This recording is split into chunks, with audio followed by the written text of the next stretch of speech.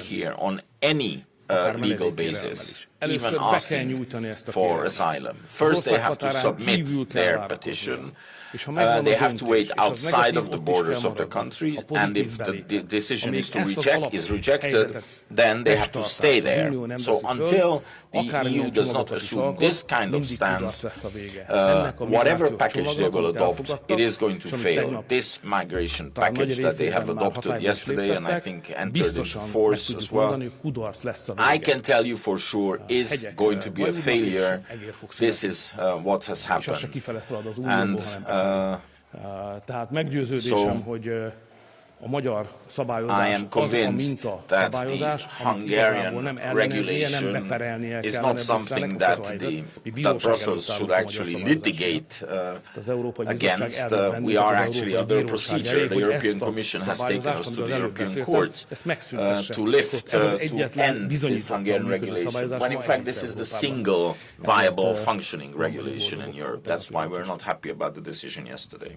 Miniszterelnök úr, mi a véleménye a lengyel what is your opinion about what happened in the Polish public television? Former Prime Minister Morawiecki said that this decision goes against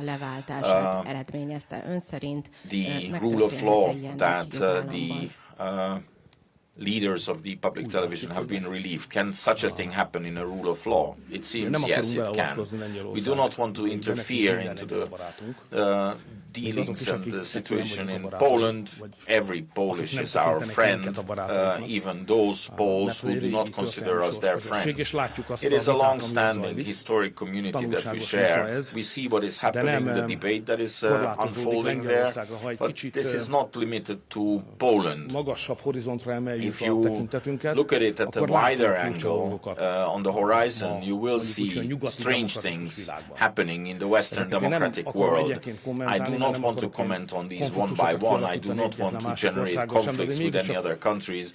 But still, I mean, we do have to remark that there are big exemplary Western European democracies where one of the most probable candidates is actually set to be tackled so that he doesn't win the elections. The other country on the other side of the ocean, it's possible that a party with substantial political representation is under a continuous observation, surveillance by the national security services. And then we see now this happening in the television of Poland. So this is some kind of strange ailment that is happening, where if the same thing happened in Hungary, most probably NATO troops would have intervened. So there comes actually, of course, double standards, the issue of double standards. So I think we need, there is going to be a lot on our plates for the future of Western-style democracy. Reuters.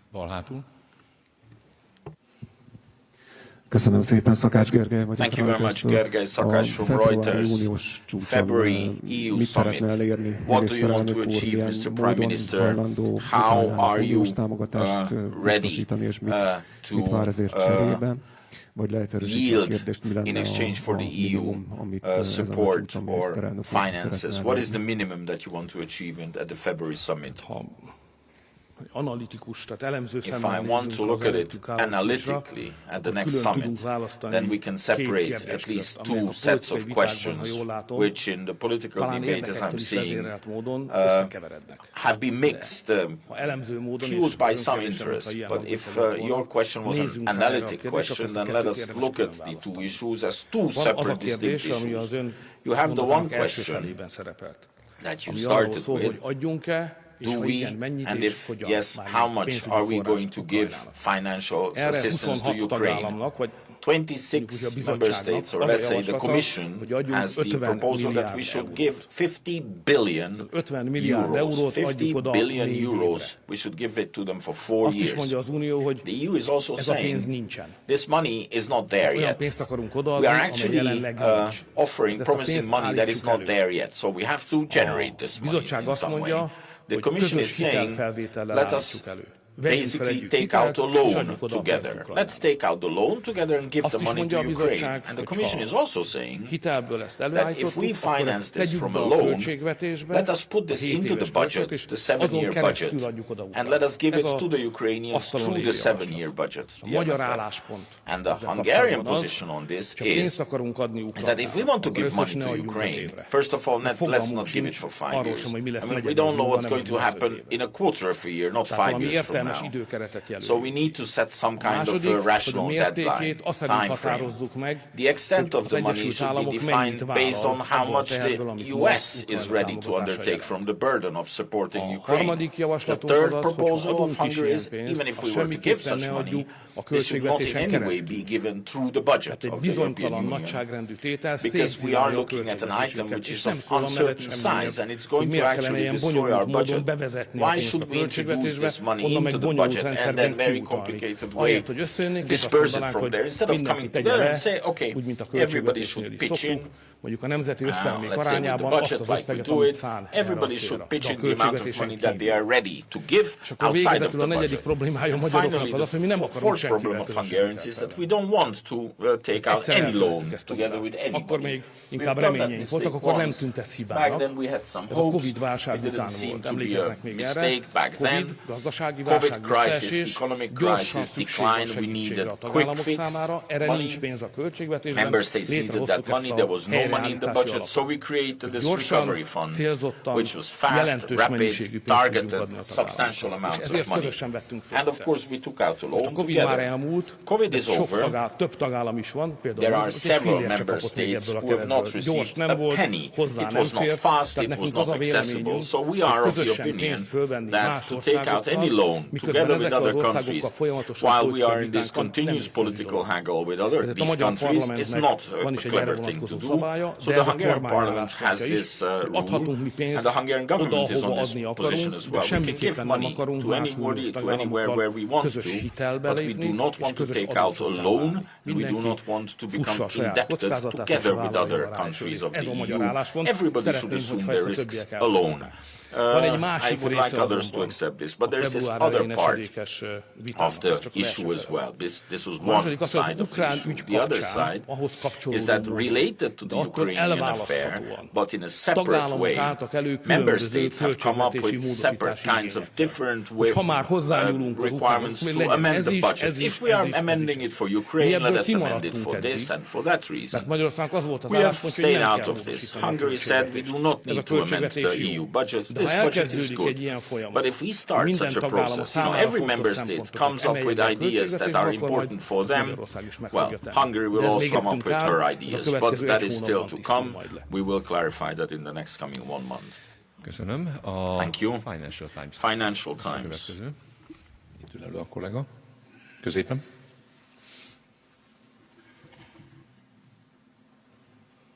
Tiszteltem, Dunai Márton vagyok a Márton Dunai from Financial Kicsit Times. hasonló téma. Similar topic nálam is. For me as well. Amit a Reuters kérdezett, hogyan értékeli annak a veszélyét, how do hogy you see Magyarországgal the szemben threat hetes cikkeit of Article 7 procedure being activated against Hungary by other member states? We see that there is no unanimity among member states on this, but it's possible that if this wrestling struggle goes on, how much of a threat do you think this is, Article 7? Of course, the whole financial argument is related to this as well. I would also like to ask you about this. By all means, Hungary, you yourself have said that all the funds that Hungary is owed should be disbursed, not one part of it, not another part, but everything. For such an agreement, you would want the complete 30 billion to be liberated, or you would just make do with smaller amounts. How much would the smaller amount be? And of course, also related to this is if you want all the money, the whole conditionality procedure, well, do you want to put that aside as well? And if this doesn't happen, if you're not successful, and the 26 member states agree on the Ukrainian money without Hungary, How do you assess the further isolation of Hungary within the European Union? Hát jó nagy színabogját összehordott itt nekem, You bocsánat, meg fogom ezeket szétszálazni valahogy, brought together különböző quite természetű kérdések. a package of different, all kinds of different questions. Szál. So the first thread, is Hungary threatened by Article 7 procedure? It's not threatened. We are under an Article 7 procedure. Olyasmivel nem érdemes fenyegetni az I mean, embert, don't amit éppen threaten elszenved somebody már. with something Tehát, that you have already put them under. We are under the Article 7 procedure. Tehát egy másik 7-es cikkellyel. Another Article 7. So there is one Article 7 procedure, you say, and you think that they would launch another one. Amely azt a célt, mert a mostani 7-es cikkeli eljárásnak nem az a célja, hogy Magyarországtól bármilyen jogot elvegyen. Objective of depriving Hungary of any rights, but another one would actually, basically that is set forth in the founding treaties, would set the objective of depriving Hungary of certain rights. The basic treaties prescribe precisely why you can launch such a procedure. If there is a constant threat to the rule of law, the European Commission has said that the threats to the rule of law are over. The Hungarian judiciary system is in order, they have said. So the latest and the best judicial system in the EU is the Hungarian one. We actually have a document to prove it. So it is not we are being pushed towards another Article 7 procedure. No, it's becoming quite clear that we are getting further away from it. The second element to your question is the whole money issue.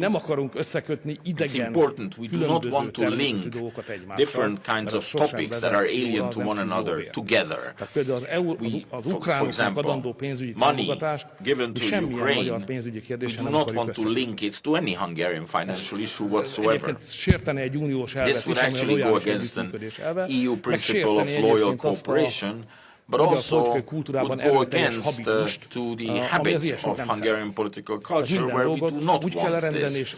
We just want to settle issues with the person or with the entity with whom we have the problem with. So if you have a problem with the Hungarians, you punish the Hungarian children through their Erasmus program. That is very alien, and that is...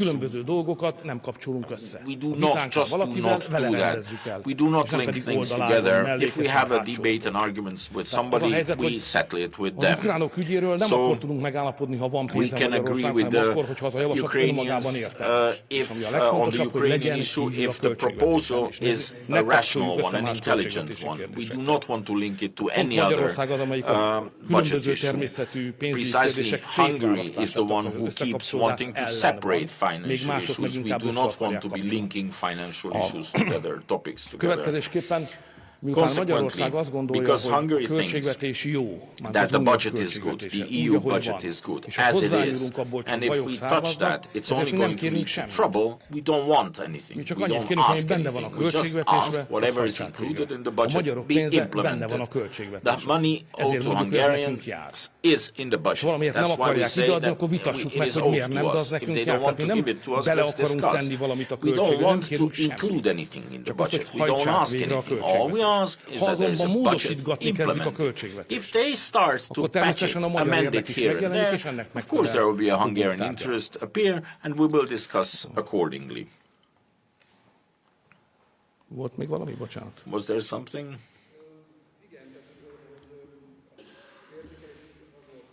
There is no microphone, so...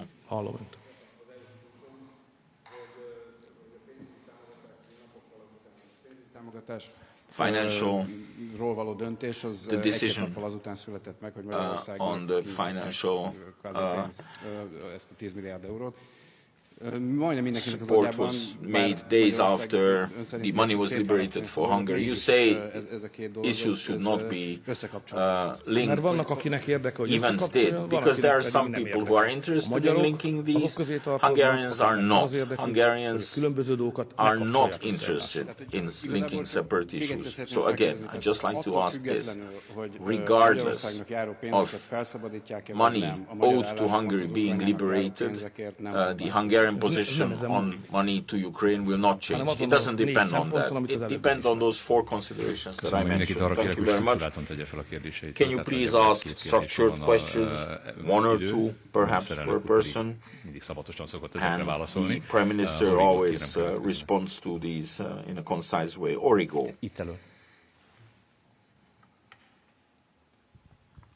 Jó napot kívánok, Kovács András Origó, köszönöm szépen. Kovács, Origo. Első kérdésem az, hogy az Európai Bizottság elméletileg felszabadult 10,2 milliárd eurós támogatást.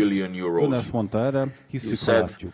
Elképzelhetőnek tartja, hogy visszavonják ezt, és a bizottság végül Ursula von der Leyen enged az európai baloldal folyamatos zsarolásának. Mielőtt arról beszélnénk, hogy mit tartok Before I say elképzelhetőnek, what I think is conceivable or imaginable, talán arról érdemes beszélni, I think it's hogy a worth zsarolás egy discussing nyilvánosan beismert how tény. blackmail is basically a publicly accepted, a publicly admitted fact. This is not a hypothesis that Hungary is being blackmailed. The fact that Hungary is being blackmailed in Brussels is a fact that was admitted by the blackmailers themselves. These are members of the European Parliament who actually say this. You write this and we read it. Where name by name members of the European Parliament say that with their name we want Hungary to not receive a penny. And even if the Commission was to give a penny to Hungary, they will actually write a letter to have Ursula von der Leyen resign from her office. They actually wrote a letter recently, don't dare to give the money to the Hungarians. So the issue is not whether Hungary is under pressure or not. It is happening. Of course, what can we do against this? Not much. Not much. Because the European institutional system has at its center point, unfortunately, like it or not, has the Commission. And if the Commission is being blackmailed by the European Parliament, as it's happening, and if they say, if the President of the Commission does not stop the present budget and alongside the money owed to Hungarians being paid to the Hungarians, if she does not block that, we will remove you from office. And while what we're seeing is that not only in comparison with other countries of Europe, Hungary is complying with all rule of law considerations, but when the Commission comes with concrete requirements, we have implemented almost everything that is possible within the Hungarian constitutional system. So we are being cooperative. So my world vision is that we are trying to cooperate with the Commission, while the Commission is being blackmailed by the European Parliament, and the Council of the European Council just puts its hands out and says, there's nothing we can do. Well, we have to do what we can to assert our interest, and I will do everything. I will go all the way to assert the interests of Hungary. That is how I can respond in this situation. Bloomberg. Köszönöm szépen. Simon Zoltán, Bloomberg. Zoltán Simon, Bloomberg. A decemberi EU-s csúcs At the December EU, before the December EU summit, you said you will by all means block the EU's commencement of accession talks with Ukraine because it's a strategic issue. You also said that for the aid to Ukraine, you believe that it could be up for a negotiation. What happened at the summit was quite the opposite. The EU decided after you left the room to commence negotiations with Ukraine on the EU membership and at the same time you blocked the financial aid. Why did you not leave the room when the financial aid was being discussed, if the strategic issue was that the accession talks with Ukraine should not start? Well, first of all, let us clarify an issue of style. I think to a Hungarian Prime Minister can just walk out of the room. The German and the French executives march out of the room. So I made it possible with this move, for Hungary to not agree with the decision, to maintain her position, and to have the European Parliament, the Commission, and the Council of the European Union. So I made it possible with this move to Hungary to not agree with the decision, to maintain her position, and to have the European Parliament, the Commission, and the Council of the European Union. So I made it possible with this move but the decision to still be made. There are precedents for this in the European Union. This is not the ingenuity of Hungarians. You just need to know how these conflicts can be managed. There have been instances before. This is why we chose this solution. On the proposal of the German Chancellor, what concerns the strategic issue of Ukraine, I tried for 8 hours to convince 20 other countries to not make this mistake. What we are planning to do is a mistake. We should not do it. I tried everything, and I will not. It was a very exciting, intellectually, I think, very inspiring debate. Of course, there were others involved in it, but it was a very, very, very multifaceted debate. But the way I summarize it is that Hungary does not want to play the role of Cassandra. We don't want to be able to say what is going to happen. But we have experiences, and I try to say that this was precisely the situation we were in when it came to the migration issue. We had the same people across. We said what was going to happen because we're living here at the southern border where migration is a reality. We're living here at the Ukrainian border where the war is a reality. And this seems much more clear, sharper than from the shores of the Atlantic. And for migration, I try to convince them to not make the decisions that led to this quagmire, that they are all in now, and now we have to struggle so that they don't pull us into this problem. So again, now everybody is against the Hungarians, but you will see one day that this was a bad decision that will lead to a lot of problems, and a lot of energies will have to be mobilized to avert the problems that we are causing now with this decision. I could not convince them. And I have to admit that they had a very, very robust argument. The Ukrainian accession, if that is a problem, we don't know because there is no agreement. Even if the Hungarians maintained their position for several years that this was not good, you still have the Hungarian Parliament's resolution. The Hungarian Parliament resolution is required for Ukraine to join. So if the Hungarians are concerned because of the Ukrainians joining, we have the possibility to protect ourselves. But there's 26 other countries who want to make this decision. They rightfully wanted to make sure that Hungary doesn't want to protect them from themselves. We don't do that with the children. So we wanted to find, we have to find a solution. The problem was no more that there was going to be a bad decision made. 26 countries persisted, so we couldn't stop them from making it. The issue was, can they force us into this bad decision? And we will also have to take the responsibility for this bad decision. So we had to find a solution. I had to find a solution where Hungary should not partake in any decision that it does not want to, and to find a way out. I am grateful to the German Chancellor for raising this idea. We had a short side discussion, we agreed, and the solution was found. And finances, the position is the same. In terms of the money given to the Ukraine, they want to give it within the budget. Hungary wants to give it outside of the budget. If we don't agree, we have the opportunity they have the opportunity to do it outside of the budget. What they cannot do is to do it within the budget without Hungary. What they can do is 26 of them come together and 26 countries take out a loan outside of the budget. And if they do that, we will have our position. And so in February, this is probably what's going to happen. 26 countries will agree on this, but this effectively this whole Hungarian blocking will be on the sidelines because they will agree without Hungary. So the question is, what has Hungary achieved in reality, and what's the price, again, for going against the tide? Hungary does not have the objective of blocking things. We just want good decisions to be made in Brussels.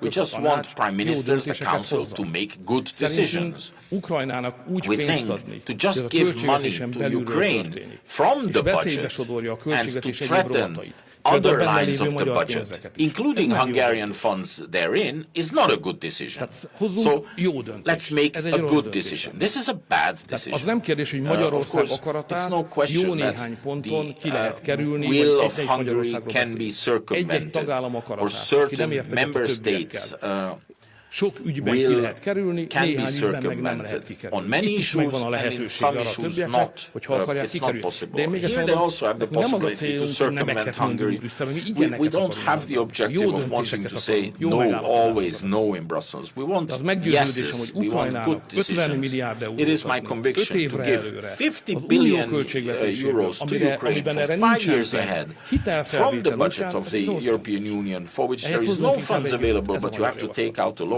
That's a bad decision. Köszönöm. FAZ, Stefan. FAZ, Stefan. Thank you, Prime Minister. Two questions, if I may. First, can you give us reasons why Hungary is delaying the NATO access of Sweden in line with Turkey? Is it something like Mr. Erdogan is my friend and ally, and I have to stand by him, so he will stand by me if I need so? And the second one is for non-Hungarian speakers. What exactly do you mean with saying Ukraine is as far from EU accession like Marco from Jerusalem? Does it mean light years, or does it mean in the moment it's an illusion and it's a far trip, but within a sailor's reach? Thank you. There's a lot of discussion from where this, in Hungary, famous saying is coming from. Mako Jerusalemtól, far away as Mako from Jerusalem. One of the main explanation is that Mako is a name. It's not the name of the city. It's a name of a knight who was a crusade knight who tried to go to Jerusalem but find himself somewhere else. That's what I mean. So if we would like to help Ukraine, we should provide something, we should offer something which is realistic. Membership is not realistic for long years. Why we do that? If we would like to help really Ukraine, why we use another instrument which could bring closer Knight Mako to Jerusalem, where he would like to go to, like a strategic partnership, which could be immediate, short, consisting of the most important elements for Ukrainians, and to support them in that way. And not through membership, which looks like a nice gesture of politics, but in reality does not help the Ukrainians at all. So why the strategic partnership is not more reasonable answer to these challenges than this faraway promising of membership, which we all know that will not happen for long years. So that's what I mean. What was the first question, sorry? Okay, NATO bővítés.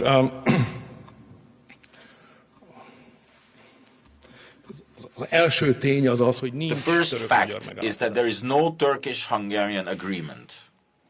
Szoktam olvasni I sometimes read your articles that there is an agreement between Hungary and Turkey on blocking the membership of NATO membership of Sweden. There's no such agreement. The two countries are making decisions independently of one another, and the Hungarian National Assembly insists on this. It has been said many times that the government can offer promised dates, but there's one decision, and that's the decision by the National Assembly. When the Hungarian members of parliament see that the time has come, they are not very much in favor of this decision. And I have to say that when the Hungarian parliament approved the Finnish accession to NATO, next day Finland joined a court case against Hungary at an international court. So you should understand Hungarian MPs as well. BBC-t kérem ott a jobb oldalon, hátul. BBC.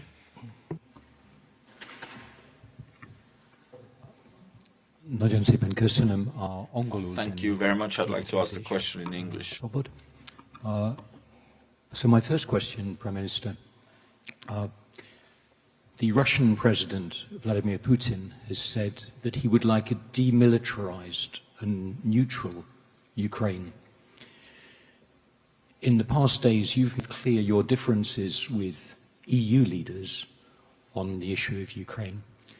Could you tell us, please, your differences with President Putin, or indeed any similarities you have? That would be my first question on the issue of Ukraine as a buffer zone, as a demilitarized and neutral country.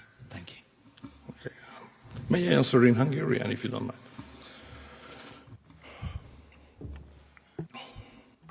Your question actually goes ahead, 2 steps ahead of where I am currently. I cannot respond to you, and I don't actually want to at this moment, because I don't think the conditions are there to talk about the kind of peace agreement that needs to be concluded after the war, because that's what you're discussing, and you cite the Russian president, what he wants. But if you think that you can first agree on what the outcome of the peace talks should be, and then to start the peace talks, you misunderstand the whole nature of politics. I think the correct order would be first ceasefire, after, independently of any settlement, post-war settlement, to say, this is it, this is the moment when we stop the killing, ceasefire. And then we give ourselves time to discuss what kind of peace talks we're going to take, what format and what main issues are going to be discussed there, so to have a negotiation framework. But the ceasefire needs to be respected and should be introduced from tomorrow morning onwards. That's as far as we go now in Hungary. Ceasefire as soon as possible, and then the talks. Europe is under one threat here. If Europe is not going to join, not going to start negotiations, in the end, the Russians will agree with the Americans leaving Europe out. This is a constant threat since World War II, because Europe was occupied from 2 sides in World War II, from the West and from the East, from the Russian side. And since then, there is this constant reality, the threat that the future of Europe, the fate of Europe, will be decided not by Europe, but by 2 major powers. We managed to avert that threat during the Crimea crisis. I think that was quite a feat, when the French president and the German chancellor received the mandate from the European Council. I was there. We gave them the mandate to negotiate with the Russians the Minsk agreement without the Americans. So the question is, if there will be talks, and I'm not going to say what kind of an outcome, who is going to negotiate with whom? And if the Europeans are not attentive to this, they will be left out of the talks and the agreement. So that is my approach. Ceasefire, after that negotiation framework, and then comes what you're discussing, which combating party, the occupying Russians or the defending Ukrainians will give for a compromise. That is very, very far down. And if we start speculating with the question at the very end of this whole process, it stops us from the first step, that should be the ceasefire. I don't want to speculate. I want to concentrate on the ceasefire. It was completely clear, but I feel that you have not responded to my question. Of Hungary, which you clearly do. You have a vision of Europe, which you clearly do. Surely you have a vision, even before the end of the war in Ukraine, of whether you want a neutral country, a buffer zone on your eastern border, or whether you want a fellow NATO EU member on your eastern border. Hungary has no visions about another country. Hungary has visions about herself. What would provide the security and safety of Hungary? So we concentrate on Hungary, and we only go beyond this, the Hungarian state borders. We only go beyond this to the extent that it's important that Russia should not share a border with Hungary. It's important for the Ukrainians, but that's a separate cup of tea. It's important for us because we are Hungarians, so it is our interest to not share a border. We are always interested in having some kind of a state entity between Hungary and Russia. This was Ukraine so far. It was good. We didn't want that change. And changing this was not based on the Hungarian interest. So we are looking at ourselves, and we are interested in having an orderly state between Hungary and Russia. Everything else will be decided by the big boys. The Hungarian interest is this much. As a champion of national sovereignty, not only for Hungary but for other nations, if the people of Ukraine want, the sovereign will of the people of Ukraine is to join the European Union and NATO, why are you, as a small and sometimes difficult country, placing obstacles in the way of the sovereign will of the Ukrainian people? Thank you. Erre a kérdésre az a válasz, hogy természetesen The response to this is that, of course, sovereignty is an absolute value. But we will not agree to a decision that would pull Hungary into a war. We do not want to belong to an allied system with a country which at this moment is waging a bloody war on their eastern borders. Because if that happens, if they join now, that is going to be against the Hungarian interest. It is not the interest of Hungary of having any country in the alliance which is at this moment engaged in a war because they were attacked. And this is what NATO is saying as well. So this is not a selfish Hungarian position. NATO is saying as well. NATO is not going to take steps for Ukraine. NATO is not taking one single step for Ukraine. It is constantly urging its member states to do what they can. But they, as a military alliance, they don't want to do this because they will find themselves in a war with Russia. That's going to be bad for everybody, definitely for the Hungarians, because of our geographical location. So Hungary, therefore, does not want to assume an obligation where there is a nuclear power and this a country is in a war with them, and that Hungary would have an obligation because Ukraine's NATO membership would mean that according to the NATO Washington Treaty, we would have to send soldiers to Ukraine. We don't want to. Breyer Péter. Péter Breyer. Breyer Péter, Breyer Press, heti tévé. Breyer Press. A hétvégi EU csúcson szóba került egy Izrael háborúja. Mit kellene tennie Európának megoldásra? What should Europe be doing for the solution, especially in light of the protection of the Jewish communities not living in Israel? And will the moment come when the 26 prime ministers will think like you do about the Jewish state, and that these 26 heads of state and government, do they know that they are the next after Israel? Because terror doesn't know borders.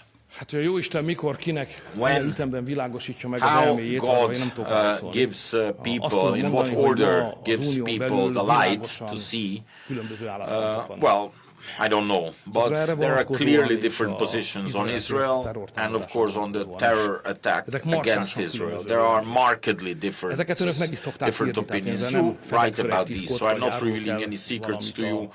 I'm not really revealing anything. This is something that the heads of state and government talk about. So Hungary is in a group of not many countries who say, on the basis of this concrete case, that we have a strategic interest in the stability of Israel. So the state of Israel has the right to defend herself and has the right to do everything within its means to not find itself again in a state of being under a terrorist attack. So that is the number one consideration for us. There is only a few member states within the within the EU who think like this. Others don't have a strategic vision or strategic decision on Israel. I'll repeat, in that region there are one or two countries, and Israel among them is prominent among them because it's a democracy as well. Their stability is an elementary Hungarian security interest, and I think a European elementary security interest, but it is not a realization that everybody has had in the EU.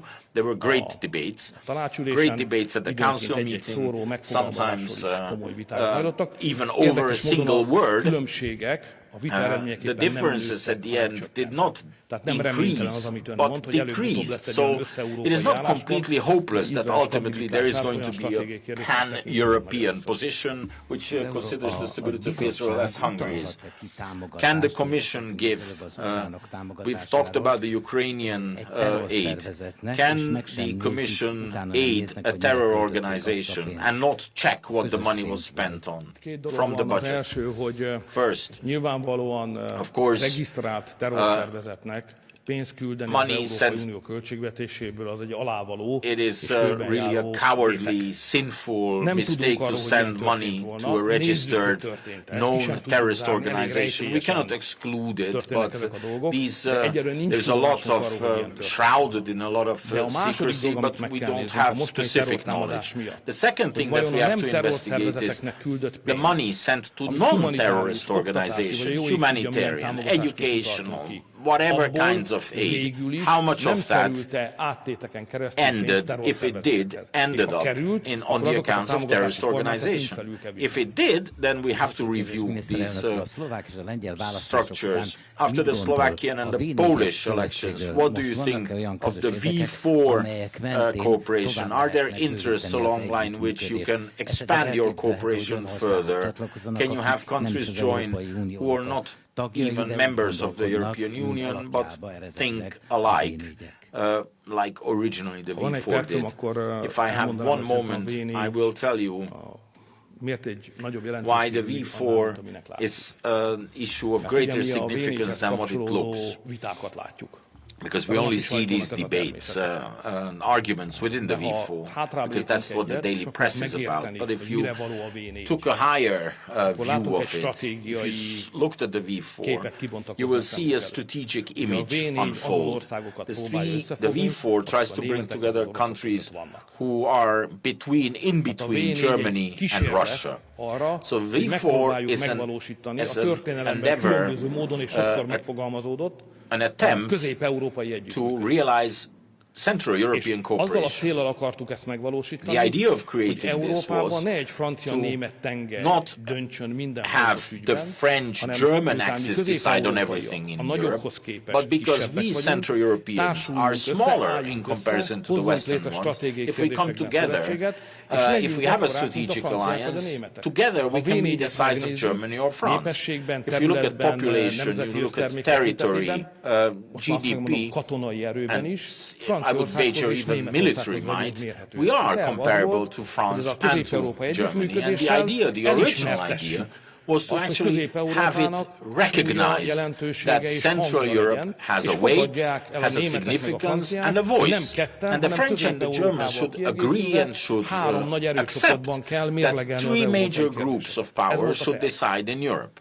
That was the plan azokon originally. kívül, akik benne voltak, másnak az nem volt Apart érdeke. from all those who És részben belső joined, nehézségek, no részben one else külső had this nyomás miatt interest. ez a dolog Because of individual azon interests dolgozunk, hogy and hogyan tudjuk újra outside összerakni. pressure, the thing fell apart. We are now working to put it together back Van again. reményünk arra, hogy We a have cseh hopes. elnökség alatt Now még during the még a Czech februári hónap presidency, során lesz during the végre course of February, V4-ek finally there will be a prime ministerial meeting of the V4 where we can discuss these strategic issues and we can examine how in these changed circumstances there is any reality of this Central European strategy.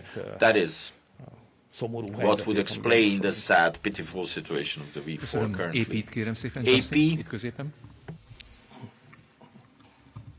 Köszönöm szépen, Justin Speck vagyok az AP-től. Justin Speck from AP. Miniszterelnök úr, a szuverenitásvédelmi törvényel kapcsolatban lenne egy kérdésem.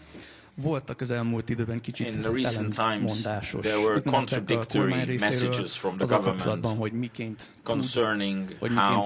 fogja érinteni a médiát. Voltak, aki azt mondta, hogy egyáltalán nem volt, aki azt mondta, hogy aki említette például ön is a pénteki rádióinterjújában, azt mondta, említette a médiát, mint tényező ezekkel a külföldi befolyás kísérletekben. That was involved in these influence attempts coming from abroad. What is your take? What kind of a situation could you foresee where the media could be vagy ez alatt az új törvény alatt? Basically under this new law sanctioned? Ez egy komoly kérdés, nem akarom elütni egy tréfával. It is a very, very serious issue, so I don't want to start with a joke, but perhaps not many know the képes beszédet, line from Freud. Egy hölgy az álmában a lady in her dream is actually running from a monster in her dream. The monster reaches for her, what do you want from me? And the monster replies, me? I don't want anything. You're dreaming about me. Nothing has happened yet, and you are talking about the fears. I don't want to talk about that. I have a different approach to this. It is not, I don't live in the world of fears that I generate for myself. What has happened? What has happened in Hungary is that during the last parliamentary elections, otherwise the actors from the left admitted themselves of receiving several hundreds of millions of dollars on their accounts. It's not about the media, it's about this problem. And we believe that the Hungarian legal system, we thought that the Hungarian legal system can defend Hungary from such influence. And then it turned out that there are backdoors. So we worked on this. We wanted, and now we have this sovereignty protection law to close these backdoors. Some say that the text is good for this, some say that we're causing more problems than we're improving. I'm on the opposite opinion. I don't dare to tell you now that this is faultless, it's an airtight solution. We will see. We have a regulation that we are trying to enforce. We were not able to find better thoughts than what we have now in the text of the law. We hope to close these backdoors. A few months will pass. We will see how it works. Perhaps we might discuss it with you if you have experiences. And if we need to amend it, we will amend it. But we have to start.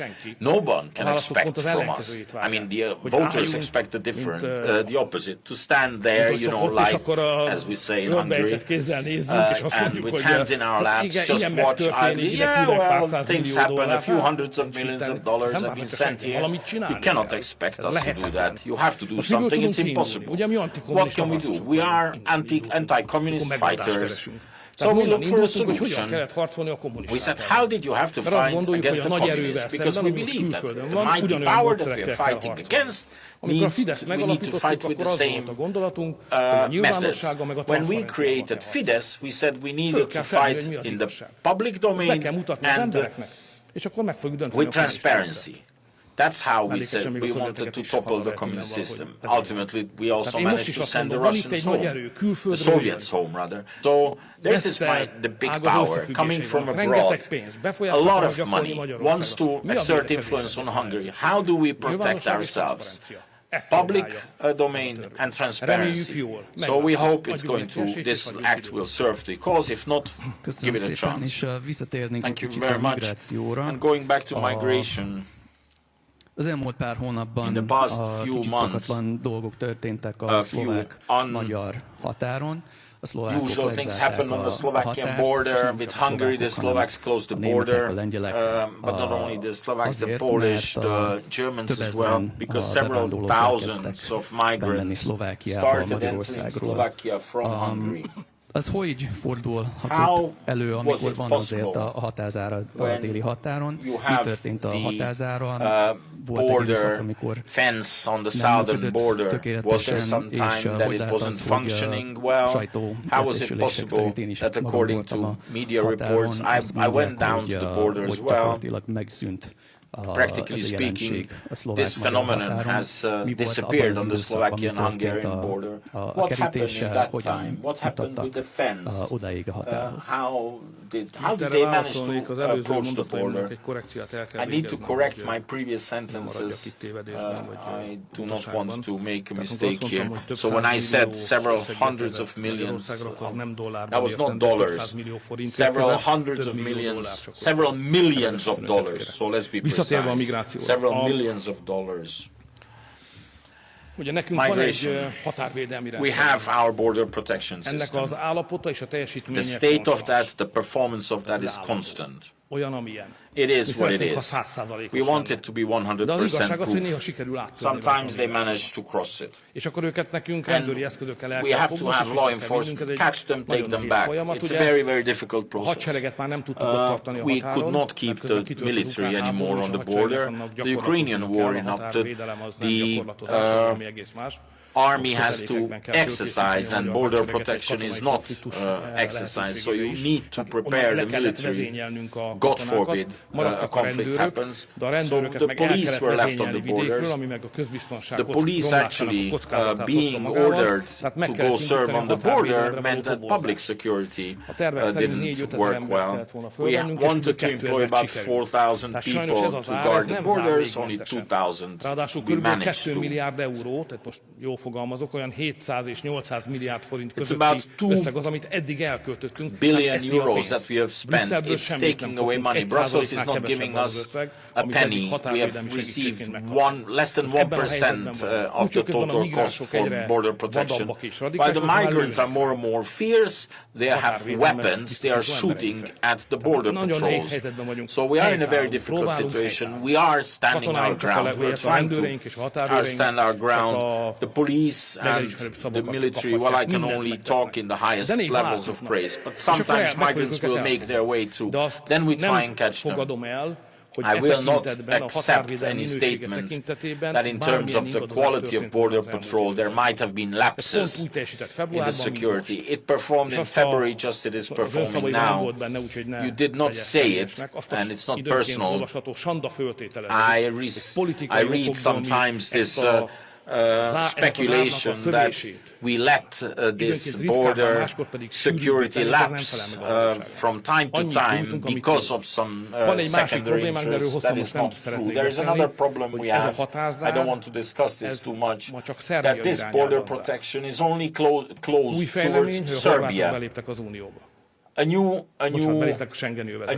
development is the Croats have joined Schengen. They have disassembled their fence. Now there's a different kind of border control there. We have huge arguments. We decided, well, we support Romania's Schengen membership. We are not building a fence on the Hungarian-Romanian border. And unfortunately, the Serbian fence can be circumvented. I don't want to discuss this because I don't want to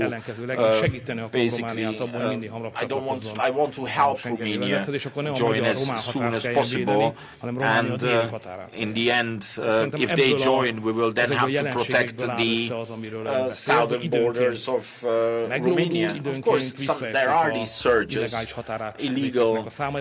the number of illegal crossings surge. It's perhaps because of the pressure, the waves of people arriving because of people smuggling. Well, I would like to just ask everybody to consider the huge effort that thousands of uniformed Hungarians are doing there on the border with their work to ensure, to protect not only Hungary but Slovakia and every other European country. So if we want to talk about this issue, let's start by saying that we appreciate what the uniformed people are doing on the border and then discuss why from time to time it's not perfect. Index.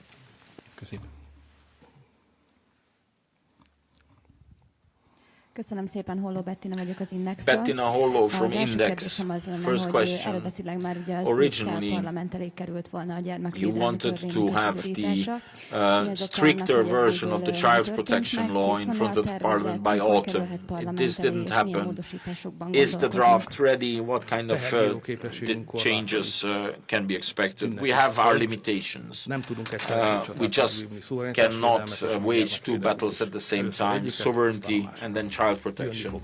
One after the other, it will come. És a kérdésem második felére, hogy Second vannak-e part of the question, do you hogy have precise ideas as to what kind of amendments might be included and when will those be introduced to Parliament? Child protection, since the referendum, there has been a working group in Fidesz and in the parliamentary group of Fidesz. They have come up with their proposals. There was a political decision on the priorities. Could it be introduced in the next parliamentary sessions? Let's first survive the first issue, then go with the second issue. Demographic summit of Budapest, you discussed how women with 3 children would be declared tax-free. This measure was not introduced. When do you plan to introduce it and with what conditions? I have a steady battle against financial realities and the finance minister The finance minister was very clear about this. You can spend $1 only once. You cannot launch Csok Plus. You cannot introduce new grants for babies. We need to, he said, prioritize. I said Csok Plus should start first. The families housing program should start first. I don't want to finish this government cycle without the Hungarian parliament passing a law on tax exemption for women with 3 children. The finance minister is standing his ground. What kind of wage increase can teachers expect now that the EU money has the EU money that was paid give you more room than 10%? I will endeavor to not make a mistake with numbers. Before numbers, there is a legal step required. We need a letter from Brussels which gives us the mandate to give this price increase, wage increase rather, that Brussels will pay a certain percentage of this wage increase. We have prepared our plan, and this response from Brussels is expected any moment. We plan to start a 3-year program of wage increase. The numbers I will be saying, these are on average. So the average salary of teachers, there will be based on performance, based on geography, but in totality the numbers I'll be citing will be so 3 steps, 3 main chapters for this program: 2024 January 1, 25 January and 26 January 1. 24 January 1st, so February salaries first, 32.2% increase. And then in 25 and 26, something similar, a bit smaller. And I have to tell you where somewhere around 800,000 forints, that's where their average salary should be at the end. What did you ask János Lázár to represent when it comes to the new skyscraper to be built? Do you think it's important that we should call it Maxi Dubai in Budapest and not Mini Dubai? I am not a godfather. I will leave this to others to baptize it.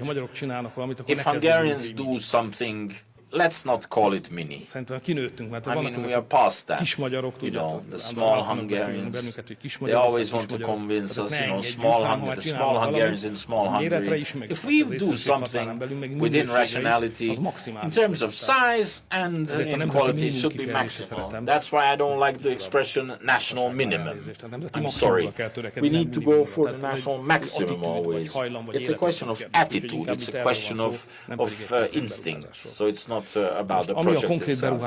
What concerns the project itself, there we were contacted by a foreign state. The state said, we want to have an agreement with you. This company of this state wants to develop real estate in Hungary in a place which at this now moment is a rust zone. It's a brown zone. Hungary is not using it anyway. They have money, they have experience, they want to have this huge real estate development. So I gave mandate to János Lázár to clarify this issue. This is a process of several steps. First we have to have an intergovernmental or state-to-state agreement with the country. So if we have this agreement, it is a mandate. Then we can start preparing the actual content. We can decide. If they want to build something, do we want that? If we want that, do people of Budapest want that?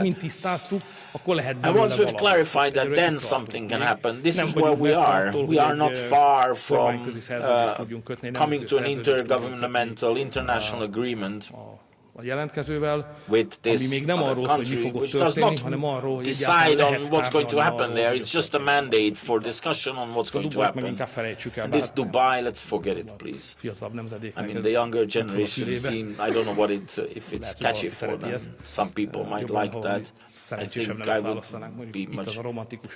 We have this rákos rendező, the name anyway. Sem engedhetem meg, hogy az összes kérdés feltegyen, Mandiner következik. Allow Index to ask all the questions. Mandiner.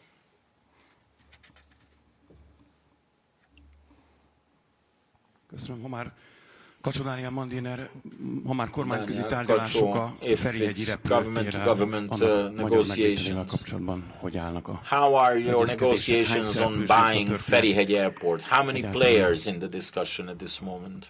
Itt is induljunk ki abból, hogy Again, let's start by mit is akarunk valójában. stating what we want in reality, what our purpose is, and then some later time we can discuss how we actually ended up being where we are. There's a huge competition in the world and in Europe as well, happening for tourism, for conference tourism, for professional tourism, conferences, international organizations. This is a substantial weight of the European economy. So everybody wants a part, everybody wants to be in, and in this, aviation is a key issue, and Hungary during the past years has suffered great disadvantages. I'm sure you've seen the airport in Istanbul, you've seen the situation. 20, 30 years ago, Vienna was like Hungary is now. If you go to Poland, you see the Polish, the huge airports that they've built. There's a great competition, and what we're seeing is that Hungary is not only able to keeping up, Hungary is not even entered this competition. And we believe that if the state doesn't want to participate, this will not happen, because you can operate the Budapest airport at the level where it's being operated now, but it will never be setting records. So if you want to keep up 11.5% of the GDP in Hungary is from tourism. So we need to have people being able to come, majority of them being foreign tourists. Budapest is a fantastic place, a huge magnet, attraction. And it should be accessible. So we need development. We need to be stronger. And this present framework doesn't provide for that. That's why we needed to take steps. That's why we needed to agree with the owner. The government doesn't want to say, rightly, that we could operate an airport. Although we have not tried it, so we cannot exclude the possibility, but we don't have any evidence as to the Hungarian government's ability to operate an airport. So we need a partner that is knowledgeable about this. We have this French partner. They would operate it. They will operate it. And if they can bring in other investors, we're happy for that. Same time, what is the essence is we stick to what we know, the Hungarian government, but we want to ensure that the Hungarian airport, the Budapest airport, can develop in a way that taps into the full potential of tourism. And the transaction, we are at the end of it. I think any of these days, the announcement can be made. It is not easy. Of course, there's a whole lot of things to be discussed. The bank, the loans, the loan portfolio, the financial portfolio. So even there is a long, basically screening technical financial processes that need to be happening.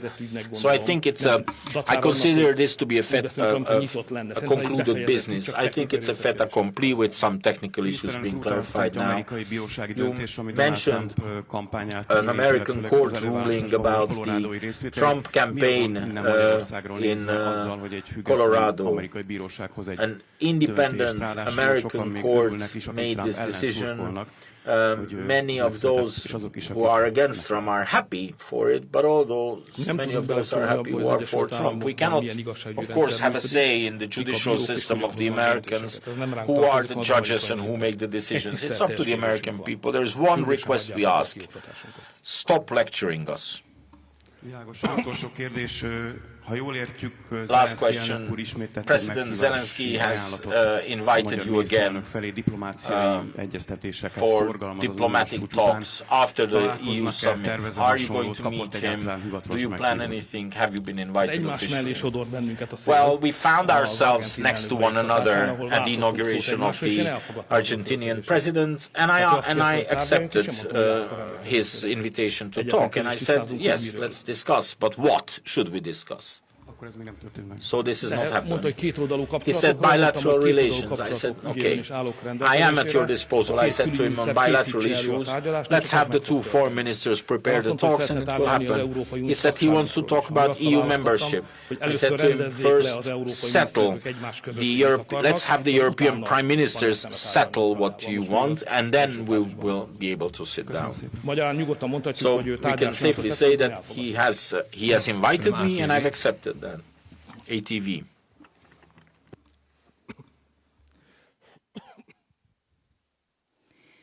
Köszönöm szépen, Csuha Ildikó vagyok az Ildikó Csuhaj from ATV.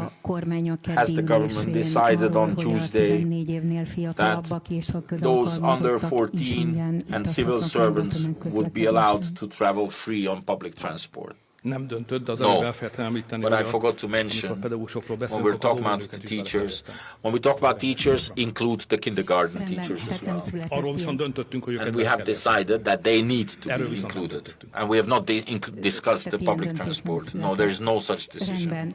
A kormány 2024-ben in 2024, will the government review the extent of the price, the gas price for consumption above the average? The global price is very low, and those knowledgeable about it, they say that the gas reservoirs are filled with the cheap gas. We are constantly following what is happening in the gas market.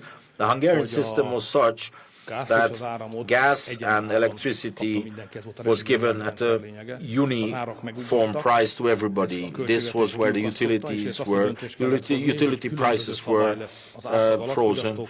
We had this rule introduced where we have a separate rule for those price for those who are above average. So 90% of all consumers fall under the average consumption for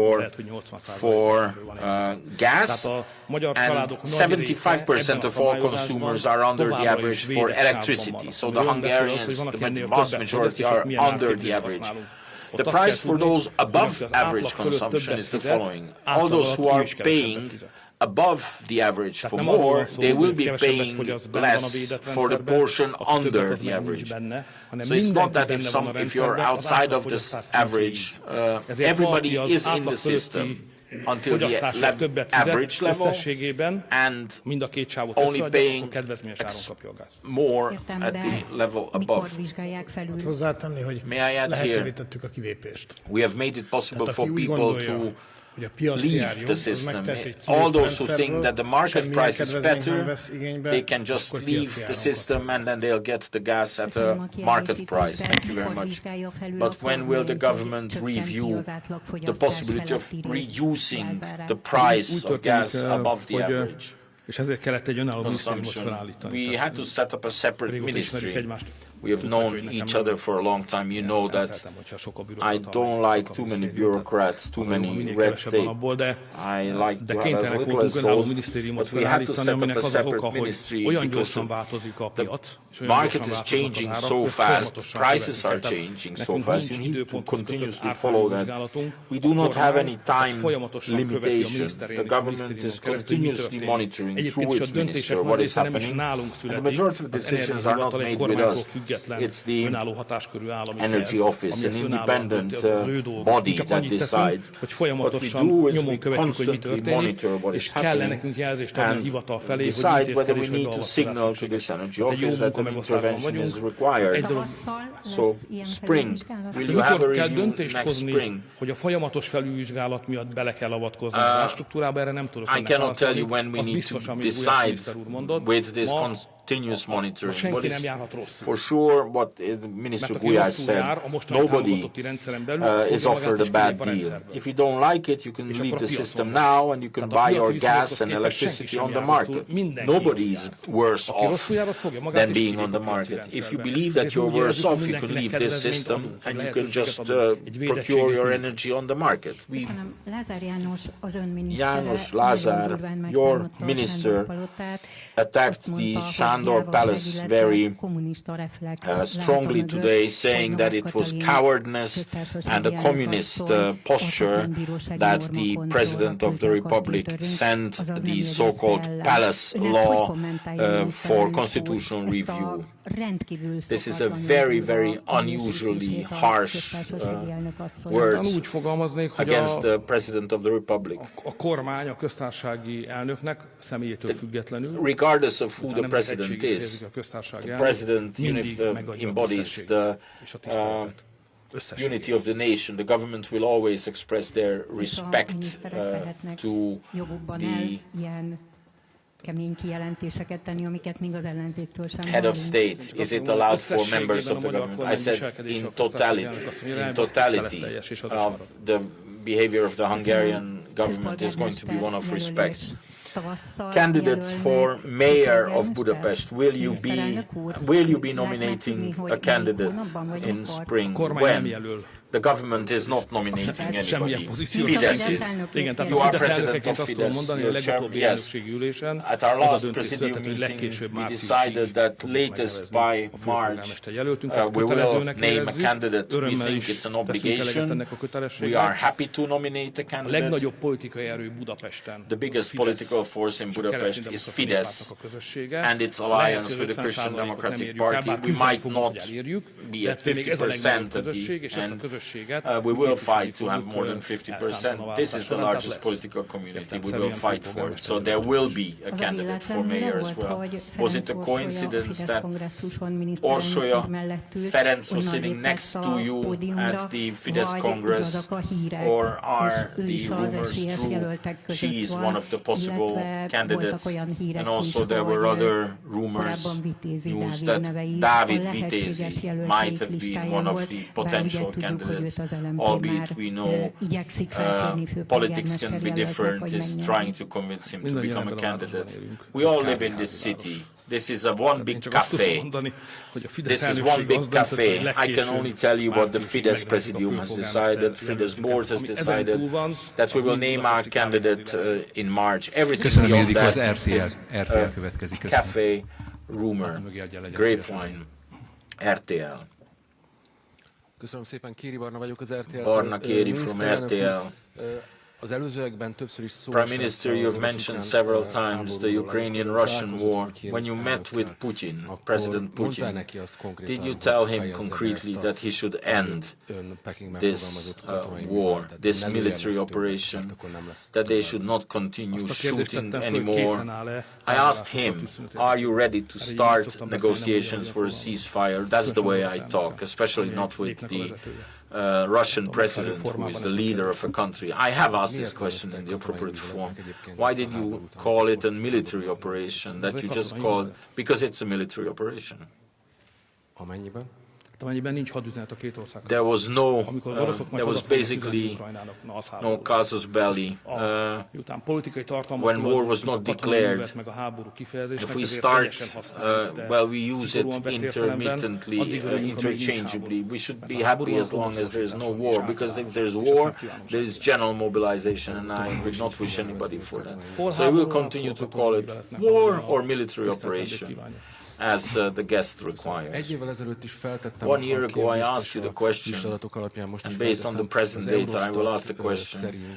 Eurostat, based on per capita consumption, Hungary is number 2 after ez az elmúlt 13 év gazdaságpolitikájára milyen fényt vet? Zárójel, hogy egyfelől a GDP alapján, ha egy paraszthajszállal is, per capita GDP, Romania is ahead of us. Do you think that the economic policy is successful of the past 13 years? There are no doubts. There is nobody in Hungary who would say that the Hungarian economy is not in a better state than it was in 2010.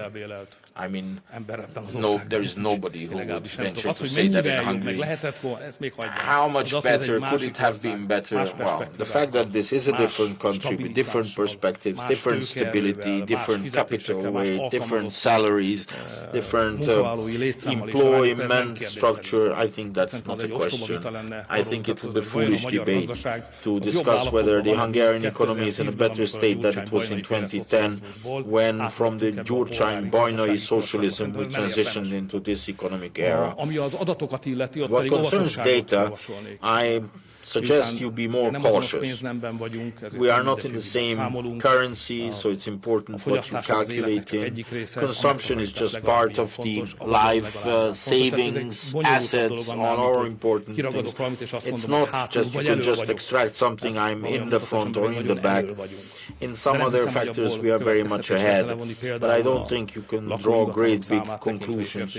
For example, in terms of, for example, housing or owned housing, we would be ahead of the European Union. So I think in total, I believe the results are quite clear. For me, what is most important in terms of the result is that today there's 4.7 million people working in Hungary. That's 1 million more than we had in 2010. In January, car owners will see the price increase of the petrol with the new excise tax. Why are you not increasing the excise? I think it's going to be 41 forint increase. The Hungarian government doesn't want to increase any tax. We are for the reduction of taxes. I try to take away the tax payment obligations, like for 3 children families. We want as many people to be able to keep as much money as possible. It's a general principle. So we want to remain a government for tax reduction. There are EU regulations which force all sorts of things. There's the thing with the VAT. We have this excise tax. So we need to do that, even if it's against our best conviction. But you could raise it by less. The question again is a technical issue. We have to increase because the EU is forcing us. And it's a technical issue of how much we are increasing with. But it's a decision of the Hungarian government, but also in how many steps. And the finance minister came up with this combination. Inflation. You discussed inflation, the possible inflation in the future. Looking back on 2023, when we were record high in Europe, can you tell us concretely why Hungary had the highest inflation in Europe? Because Hungary was very exposed from the energy price perspective. Hungary was a country who is using energy sources from abroad, and the price of that can be limited in a very, very narrow band. For example, what we did with the retail sector. So we are very much exposed to the changes in energy prices. The way you can protect against that is to generate your own energy sources. I think the second greatest achievement beyond the 1 million new workers in the Hungarian economy is the huge capacity of solar energy that was built in Hungary. We have never had anything even similar. The last time this happened was when Crux 1 was commissioned, the Crux nuclear plant was commissioned. So we are making great strides towards Hungary being self-sufficient in energy. If we can finish Crux 2, the second reactor, at the end of 2030 we will be able to generate about 60% of our electricity from nuclear, 30-35% from solar, and the remaining from fossil. So that is going to be a huge progress. The majority of our money, the funds that are available for this, are taken away by projects that are taking place. It's not only, if you talk solar panel, you not only have to build the solar farm, but also the gas plants behind them. We have 3 major big projects that have been announced. The public procurement tenders are underway, international public procurement. So we are in the midst of a huge energy development program. That is the greatest lesson learned from the high inflation. Last year when we asked, you said you were satisfied with the work of the Minister of Interior, Sándor Pintér, who oversees health and education. In the health sector, the debts of hospitals are the highest. A number of hospital directors were relieved, and after the status law, a high number of teachers left the profession. Are you still satisfied with the work of Sándor Pintér? Satisfaction is not a word I have in my vocabulary, and if the moment I'll say I'm satisfied, I will leave my job. Satisfied Prime Minister is not needed to include the Hungarian national team. This satisfaction, that's a condition of employment. We have huge, we are behind in difficult ways. When we have covered that, the issue is, the question is somebody doing a good job? He is doing his job well. Thank you very much. Here television. Peter Molnár from News Television. Two questions about Hungarians beyond the border. One is the tragedy in Székelyudvarhely.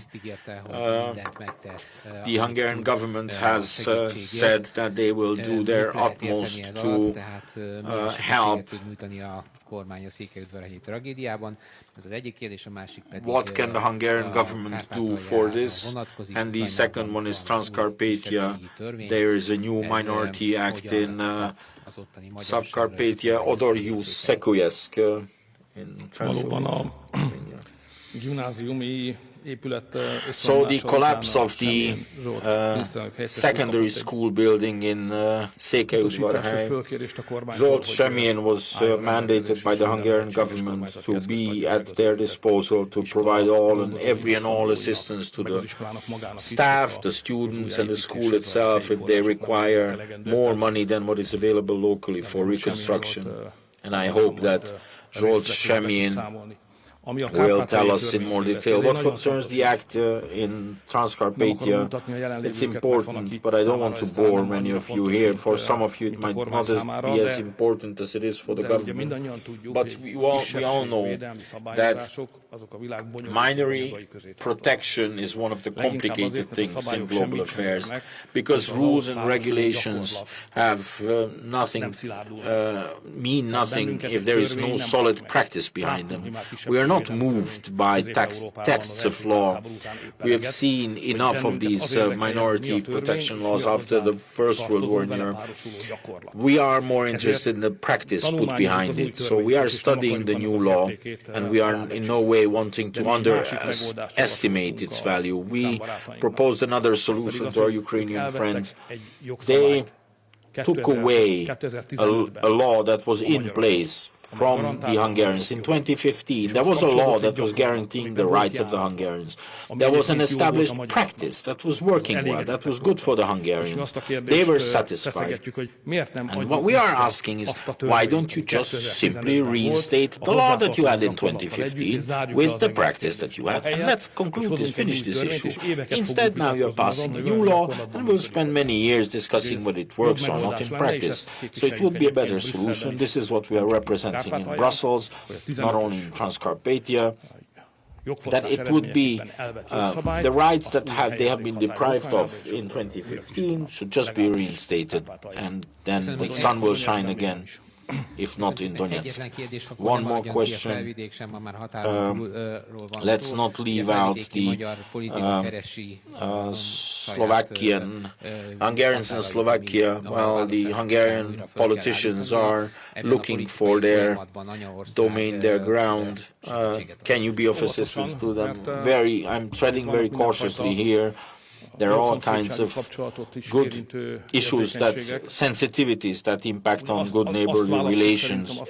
I think the good point of reference should be that Hungarians in Slovakia are a very, very strong community, strong in number, and they have very good functioning institutions. The one thing they cannot do for a long, long time to assert this strength in their political representation. They have to do that, but it's they who have to do that, and we will not take any step that they don't initiate. So whatever happens will be initiated by them, and we will always pay attention to the excellent Slovakian-Hungarian relations, which are quite unprecedentedly good. And that's what I hope, that the present Slovak government will be more attentive to the needs of the Hungarian minorities there than the previous government might have been. ARD. Jó napot kívánok! Inotai Edith, ARD német Edith Inotai from ARD. Three questions. Do you expect bilateral meeting with President Putin? And also to the RTL question, you met with Putin in Beijing and you asked him the question, are you ready to start talks on a ceasefire? What was the response? Well, you can just look at the present situation and you can deduct the response. There is no intent to negotiate on any side anytime soon. Bilateral meeting with Putin?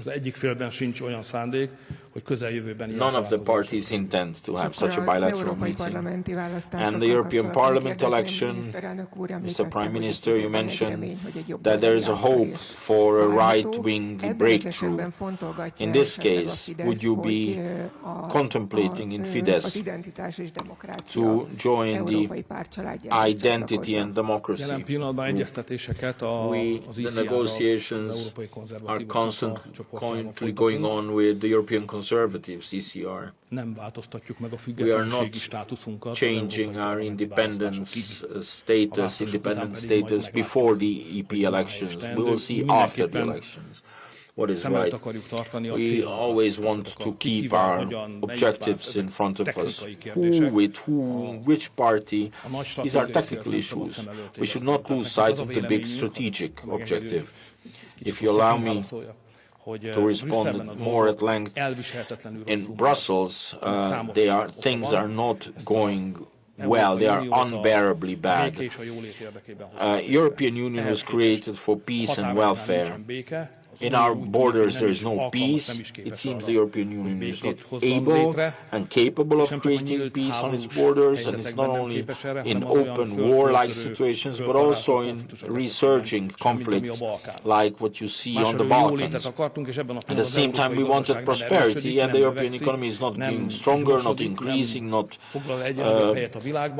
occupying more and more in the world, but it's going the other way. And by now, it's not even strong enough to protect its present state of prosperity. Well, we have to change. Why are we in this situation? We are in this situation because in Brussels, there's a Brussels elite that was created that we call the mainstream. One side is the left, the other side is the right. But in reality, it is one big group.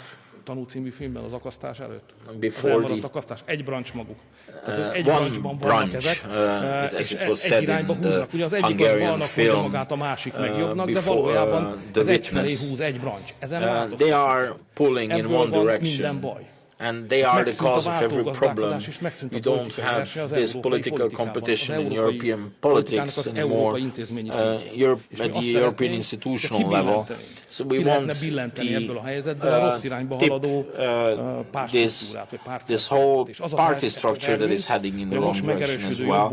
So with the right that we hope will pick up strength, we want to put enough pressure on the middle, the moderate right, to not look to the left for cooperation, but to look to the right to create a new kind of policy in terms of migration and economy, etc. This, on the basis of this, that you should see who you should cooperate with in order to achieve these objectives. Currently, in terms of initial talks, ice-breaking. It's happening with ECR, led by the Italian Prime Minister. EU presidency, Hungary is going to be in the rotating presidency of the EU during the second half of the year. What are the priorities, and does the Hungarian government count on strong headwind from Brussels? We base ourselves on what we know. This is not going to be the first time for Hungary. I personally will not do it for the first time in my life. I think in 2011 it already happened once, so we just don't have to do anything again. We just had to open all the dossiers, how we did it back then, 12 years ago, what were the topics, what was left out, what kind of new topics we need to take over from the Belgian presidency, who will start their work in 1st of January. So there's nothing extraordinary. It's going to be a different role. This is not will be about, here I am, these are the interests of Hungary, let's talk.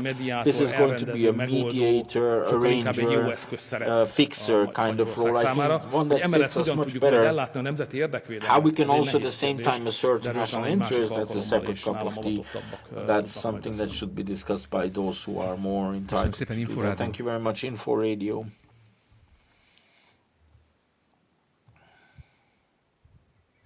Köszönöm szépen, jó napot kívánok, Herceg Zsolt vagyok az Inforádióból. Leváltották a kórházi főigazgatóság vezetését, de hogyan fogják megakadályozni a kórházi adósságállomány újratermelődését?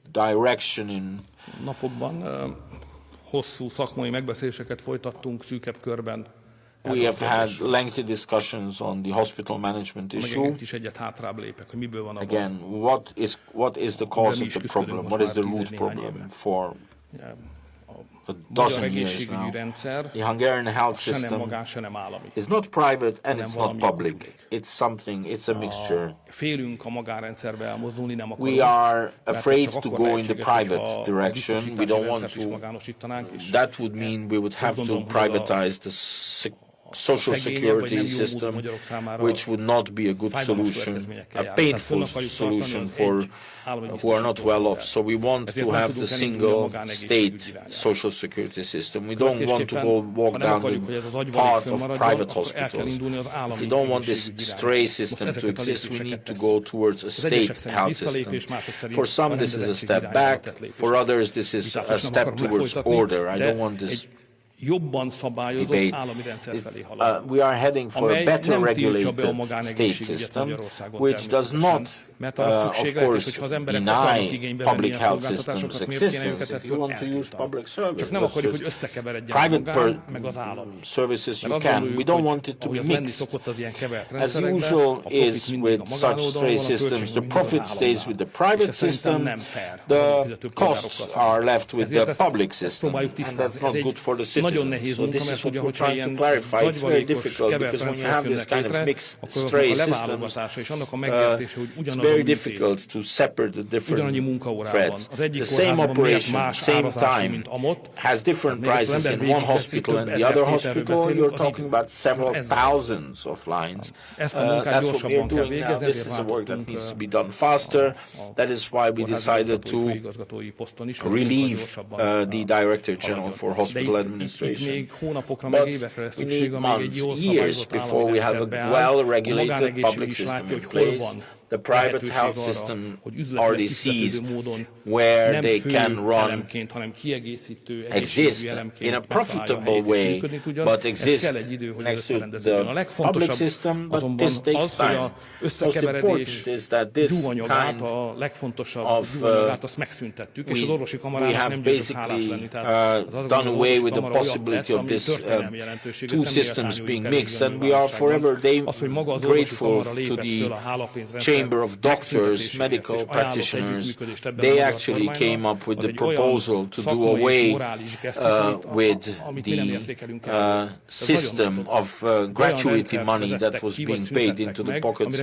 They actually did away with the system that everybody in Hungary said it was impossible because it was built on a less favorable side of human nature. But to break down a system like that is a great achievement, and we need to take similar steps. We are progressing. We need a system of double controls, so we need a verification level, at the level of hospital directors, and a real, true, not budgetary type of monitoring, very strong system of monitoring, financial monitoring on the level of the social security. But the social security system is not built on this logic now. It is functioning like a budget institution that is just dispensing money. We want the social security to define the price of things. We don't know the price of things in the health system.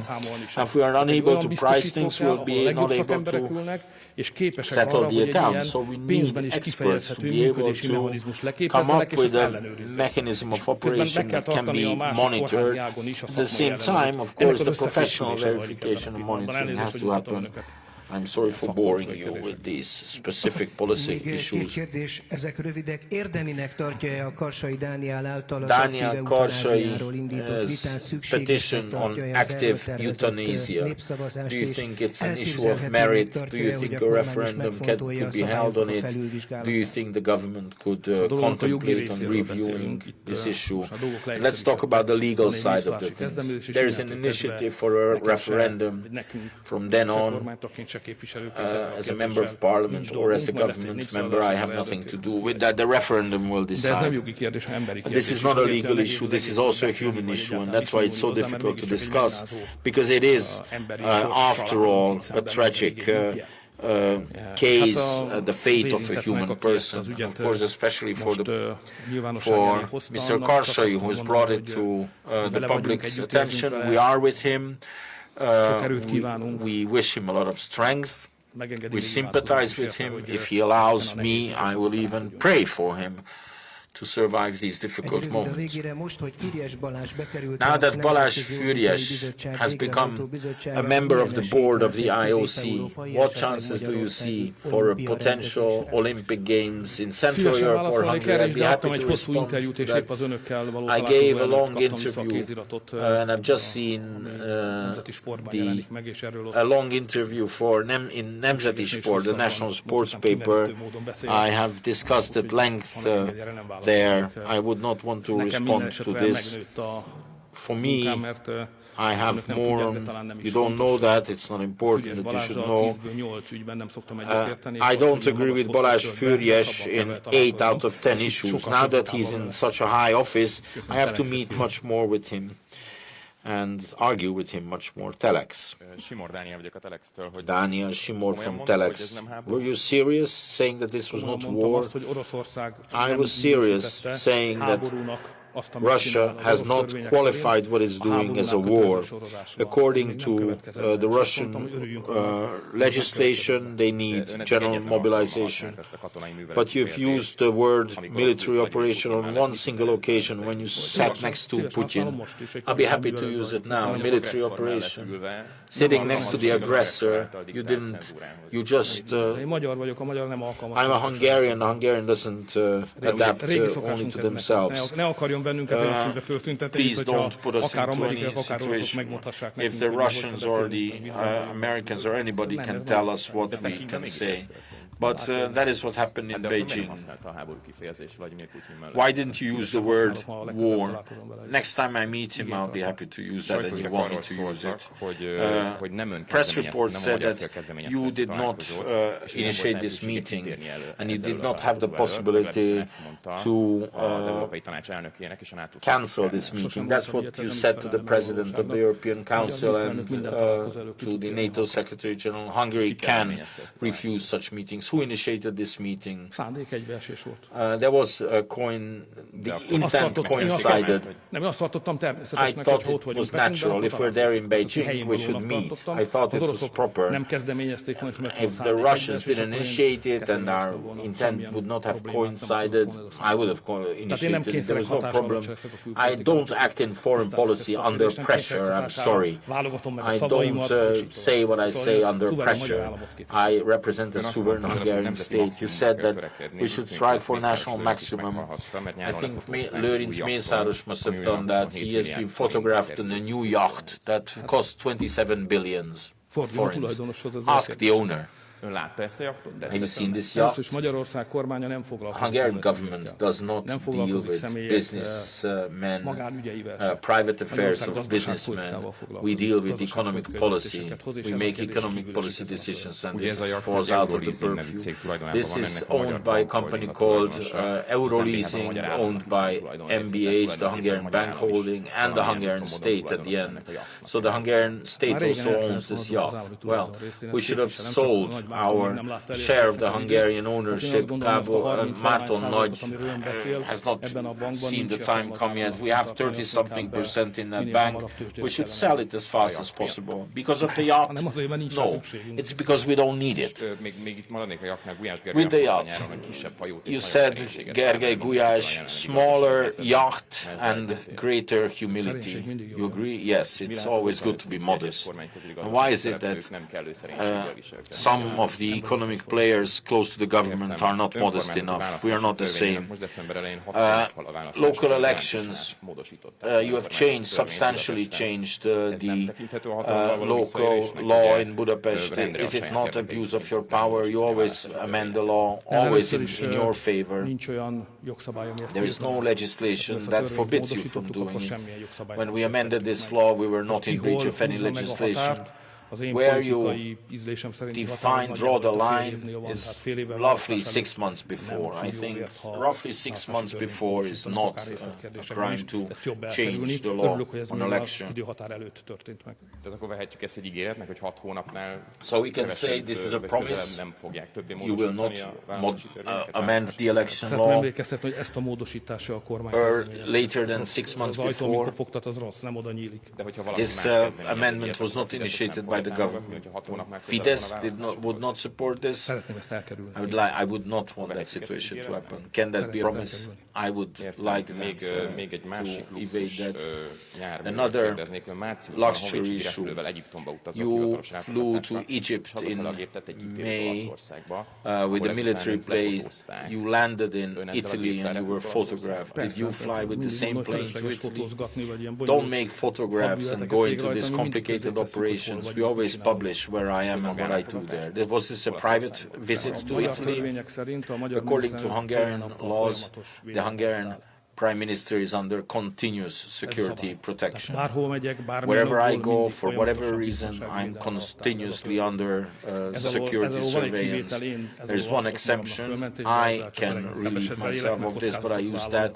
I take a risk for those who actually are to provide for the security. So when you use I will repeat myself, zero round the clock, the Hungarian Prime Minister is under continuous security protection from public funds.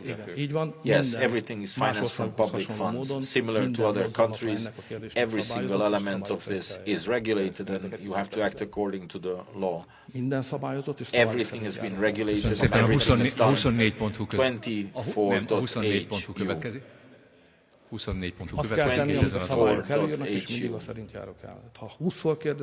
you ask me 20 times, I'll say that 20 times. But I don't want to take the time from you or from others. No microphone. No microphone. 24.hu. Thank you very much. 24.hu. Your salary before 2022 was 1.5 million forints, then it was increased to 4.1, complemented with all the other contributions, it's 5.7 million. Basically, it has tripled. Can you tell us any example for any other profession in the civil service that salaries have tripled? I can tell you why it happened. I don't want to meddle in your pocket, but if you are meddling in my pocket, I'll tell you. That's wrong. But what happened elsewhere? But if you are putting your hands in my pocket, I will tell you. Since 2010, we have been launching wage development programs in different professions. In some places, we left the politicians for the end, including the members of parliament and the members of the government. So regulations on how they are paid is publicly known. They were the last. Mennyit keres egy miniszter? So how much a minister is earning, a prime minister, a member of parliament. This is defined in law. Pont van, ami There's one single element which is important, Magyarországon nem történik fizetés if there is no increase of salary in Hungary, politicians' salaries should not increase either. And the increase is based, it has to be proportional for politicians to that of the wages of the citizens. So this is something that is transparent, that is linked to. I understand that it is linked to the general average wage, but before you did that, you tripled the salary. The question was there any other profession where you tripled? Why didn't you triple the salary of others in the civil sphere? Since 2010, we have, for every single wage category, had wage increases. Nurses, doctors, policemen. We left politicians for the end, and it happened at the end. For 11 years they waited. I think now we have a transparent, clear, fair system in place. That's what we should operate. So, in time they were the last, in terms of portions they were the ministers earned double the amount of prime minister before. I don't want to move on to I just said, I told you how the system is set up. This is a system. I don't want to defend myself. I do my job, and every 4 years the voters decide whether they want to employ me. If they want to employ me, I'll stay. If not, I'll go. Teachers' wage increase, you said it's going to be linked to EU funds. How have you managed to come up with the salary of government members from your own budget if you link the salary of teachers to EU funds? Why do you link teachers' salaries to EU funds if the government members could increase their salaries? We are not linking it. You've said it several times. It's about the schedules, the fact that the salaries have to be raised for teachers, and Hungary should be able to do that from its own funds. It's not an issue. So the issue is over how many years can we do that? If it's only our own means, it is 5 to 6 years.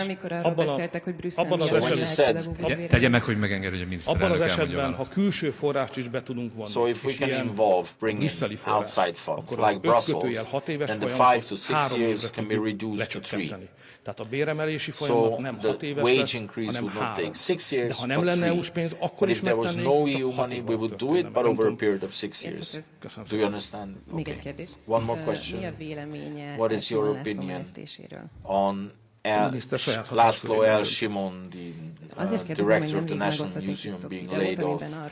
It was the minister's decision. In one of your TikTok videos, you said your favorite book was a book that includes a gay couple's love for each other. When you posted that, did you not think that this might be outside of what the law permits? Were you not afraid of political consequences? I don't understand. What are you asking?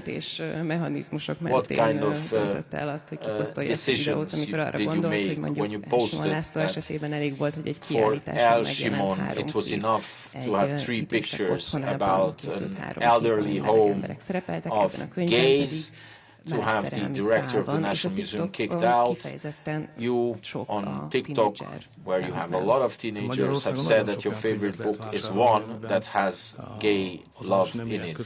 There's a lot of books that you can buy in Hungary that have lengthy descriptions on same-sex love, but where is the border, the line between gay propaganda and what is acceptable in book, in art? If you say, can I say what is my favorite book? I think I can say. Thank you very much. HVG. Jó napot kívánok, hvg.hu, Lengyel Tibor vagyok. Tibor Lengyel. Az első kérdésem, ha már az előbb Lázár János idézet merült föl, én egy másikat János Lázár was quoted, I have another quote from him. He recently said, in Fidesz in the past 15 years, many people joined in the hope of success. Some of them should not have joined. And he said that we should be wary of such people, such people who were vile or worthless. László Pesti went beyond that and called them orcs. If you look around in Fidesz and close to Fidesz, do you see people you would not want to see there?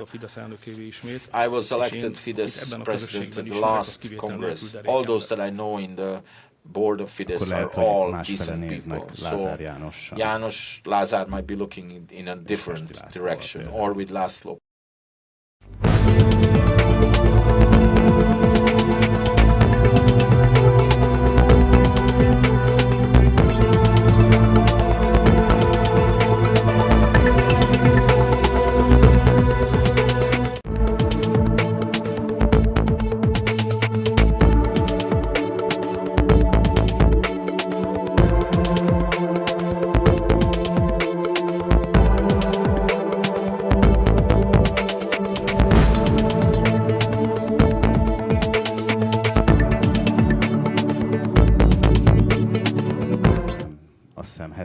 I think with his 70 billion is number 25. But with this progress, he's going to make top 10.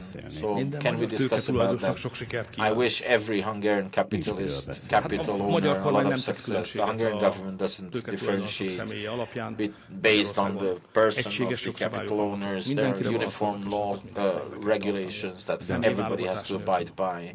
Igen, ez a gazdasági ügyekkel nem szokott foglalkozni. De a gazdaságpolitikát, amikor említi, azért a gazdaságpolitika révén gazdagodnak emberek olyan mértékben, hogy följussanak oda a top 10-be, vagy akár az élére, vagy a magyar gazdaságpolitikán nincsen ilyen szándék, annak nincsen személyválogató jellege, de összefügg a két kérdés, csak másképp. Tehát az egy jogos elvárás szerintem, vagy helyes célkitűzés a magyar gazdaságpolitika részéről, hogy a Magyarországon sikeres cégek tulajdonosaitól egyébként függetlenül azok állják meg a helyüket a versenyben az országhatárokon kívül is. És ez kívánatos. Tehát én szorgalmazom, erőltetem, nyomom, kifejezem ezt az óhaját a kormánynak. A támogatási rendszerekben is kérem, hogy érvényesítsék az adott minisztériumok, hogy állják, tegyük próba alá, állják ki a versenypróbáját a magyar cégek külföldön. Jól állunk ebből a szempontból, tehát ha lenne egy évvégi összesítés, ami ezt year-end survey, akkor azt látjuk, hogy az elmúlt 4-5 évben nagy számban megnőtt azon jelentős magyar, mondjuk nemzeti bajnokoknak a száma, akik külföldi megmérettetést is vállaltak és sikeresek. És mondhatom, hogy terjeszkedőben van a magyar gazdaság, az építőipartól kezdve, az informatikán keresztül, a bankszektoron át, az energiaszektorig. És ez szerintem jó Magyarország. Ezt értem. Okay, I understand that. If we open about the policy of eastward opening, that necessarily is distancing yourself from the West. But if you look at from 2010 onwards and the process, where are we? Are we halfway through? Are we 1/3? Are we on our way? Are we there already? Szemléleti kérdés. It's a question of approach. I don't agree with your point of view. Az Adi Endre féle állásponton van, ha jól értem, look at it like the Hungarian poet did. Adi is that the East and the West and Hungary is moving back or forth between them. We don't want to tie Hungary this or there, here or there. We don't want to bind her here or there. The logic we follow is that if Hungary does not have relations with the East and does not bring Eastern capital here, we are going to be on the periphery, disinterested, irrelevant periphery of the West. So the way to protect against this is to offer opportunities for the world that we can offer from here, or predominantly we can offer these. Hungary is a country. We belong to the West, we are a member of NATO, we are a member of EU, Christianity, while the Westerners feel okay here, Easterners feel okay here. We have Eastern and Western investors as well. And it's not only are they here, but they cooperate in Hungary. Hungary has not gone anywhere. Hungary continues to be the same address where we've always been. We are not a fairy state swinging back and forth between East and West. We want to show opportunities to East and West that creates cooperation in Hungary and increases the value of Hungary. That's what we've been experiencing in the past 10 years. I think our increase in significance is thanks to this. And the Easterners who are doing well here in Hungary, a very short response. The guest workers was perhaps one of the hottest topics this year, so much so that mayors from Fidesz have been advocating against the fact that major investments, constructions should start guest worker lodgement, accommodation facilities should be built. So is there anything in the management of this guest worker situation such that, well, we might, you say, might have not been best in successfully managing it. I do not accept the kind of statement any mayor should think of these issues based on popularity. I mean, you could consider your popularity, but the number one consideration is how can you serve the interests of people who live in the city that you lead. So members of parliament and members of local assemblies or mayors have the right to say yes or no to certain things. It's up to them, because they are responsible for the main prosperity, for the direction that their cities and settlements are going in. If you want a large project, you will have a large. You can have a large project. If you don't, you don't. You can decide that locally. The whole concept of guest workers, facts for the time being have not substantiated the fears. What we're seeing is Hungary still continues to have a substantial labor reserve. And footnote, we also have a substantial energy reserve. I mean, new capacities are being created. So to say that our industrial policy is not, would not have reserves in terms of energy or labor, well, we have energy, we have water. It's a question of our will, what we want to, where we want to use it, and we have the labor reserves as well. If you look at our industrial policy, you will see that in the first step we have fulfilled our mission of basically bringing the two extremes, the eastern and the western sides of Hungary together. If you look at the major investments, well, eastern investors, western investors have played a ways too. In the east, we have had a series of projects that will bring up the eastern territory of the country to the level of the western territory. Of course, we need these projects to run out. There are decisions made, projects are underway. Our problem with the labor reserve now is north to south. So the new axis for the unbalance is north and south. So industrial policy decisions should go now to south. And the way we had the labor available locally in the east, and if you looked at the unemployment figures, it is clear we now have the same consideration for south. So what we expect is Szeged, Békés County, Szeged-Csanád County investment will actually mobilize hundreds of thousands of workers there that we have in reserve. So I say we don't need huge major contingent of guest workers. Second issue is that the government is not importing any guest workers. So is it private companies? What kind of regulations will we apply for private companies? Are we setting up good regulations to limit these private companies? We have made the rules stricter. I think the present rules are promising.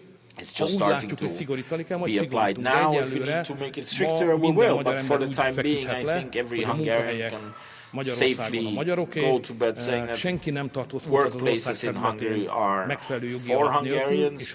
Nobody has the right to stay illegally in Hungary. And the moment the terms of their employment are over, they should leave the country. We only allow any guest workers to be imported from countries with whom we have extradition treaties available. Nem akarom eltitkolni a katorítót kezdve, tehát nem csak nyugati, hanem keleti vendégmunkás törvényeket is átgújtunk kényszerűen is. We have studied many other countries' precedents to find the solutions. Más jogcímekkel is lehet tartózkodni Magyarországon. Az új törvénynek az a nagy erénye, hogy pontosan megmondja, hogy találunk egy külföldit, annak világosnak kell lenni, hogy ő milyen jogcímen van itt, és what is the legal basis for them that they can be here, and otherwise they can be deported. Before this was much more unsettled. I think we're going in the right direction. Lassan kifutunk az időből, úgyhogy két rövid kérdésre lesz idő. Two short questions. So Blick. Balázs Barnabás Blick. Az elmúlt hetekben, hónapokban több kárpátaljai magyar politikus értelmiség is kifejezte abbéli szándékát, hogy Ukrajna elkezdhesse a csatlakozási folyamatokat. Szerintük ez az érdeke a kárpátaljai magyarságnak is. Miniszterelnök úr, hogy látja, ha kizárólag a kárpátaljai magyarság szemével nézzük ezt a helyzetet, akkor jól lenne, előnyös lenne az uniós tagsága Ukrajnának? Végülis az történt, amit a magyarok nyilvánosan ezt én ugye a rossz döntésnek tartom, de a nyilvánosság előtt megszólaló magyar vezetők szándékával egybeesik.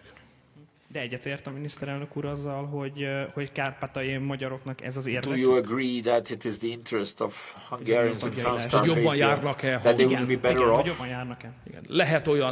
Lehet ezt úgy csinálni, hogy jobban járnak. It could be done in a way that they would be better off. Úgy tűnik, hogy Győrben a jelenlegi fideszes polgármesternek kihívója akad az előző fideszes polgármester személyében. Mit gondol Borkai Zsolt polgármesteri What is your opinion on Zsolt Borkai's political ambitions? I'm not a voter in Győr. Even if I was in Győr, I would look for another candidate.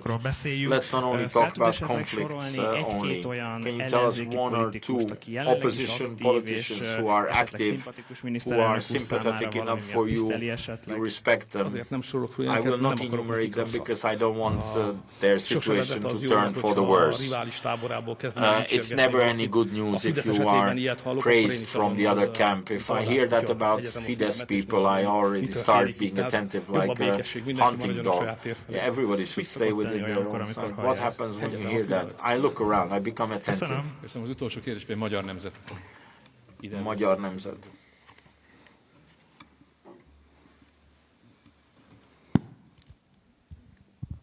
Köszönöm, Máté Patrik a Magyar Nemzettől. Miniszterelnök úrnak mi a véleménye arra, hogy tulajdonítja azt a lépést, hogy az ukrán titkosszolgálat nem engedte Petro Poroshenko volt ukrán elnöknek, hogy elhagyja Ukrajnát, mivel információk szerint to leave Ukraine because according to information he was supposed to meet with megengedőbb you. vagyok, mint a közvélemény. I'm more permissive than the public opinion is usually.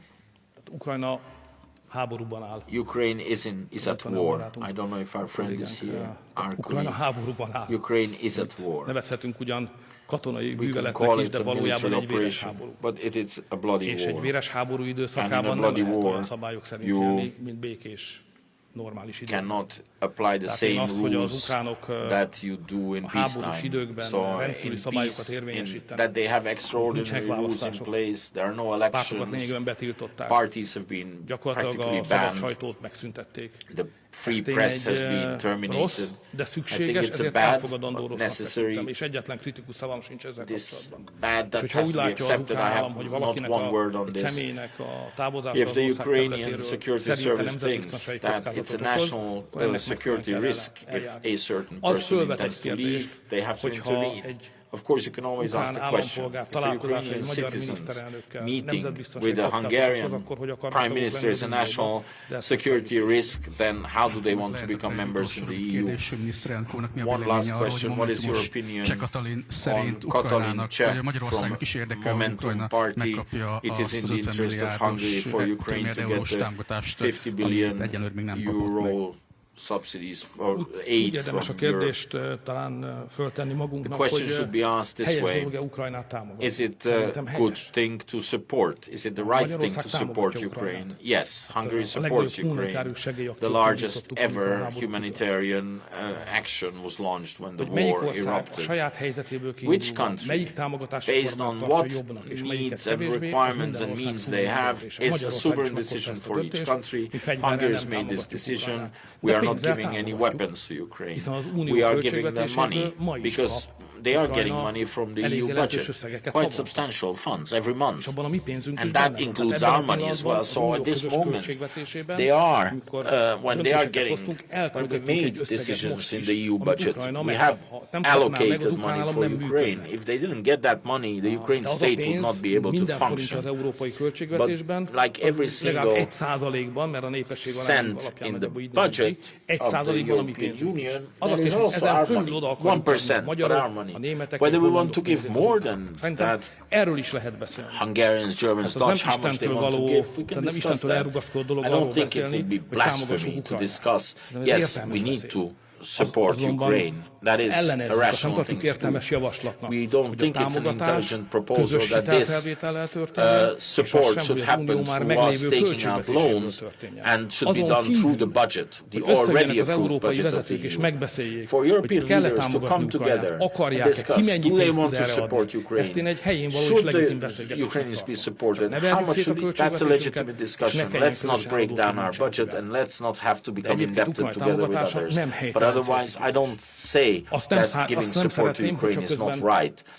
What we don't want to have happen is that we give the money from the budget and we do not see, but in reality we are basically spending money allocated to Hungary for assisting Ukraine, because we are afraid that the money that is not being given to us, kept back from us, is given to Ukraine, and when finally the situation comes that we should get the money, they say, we're sorry, we spent it on Ukraine. We are ready to discuss.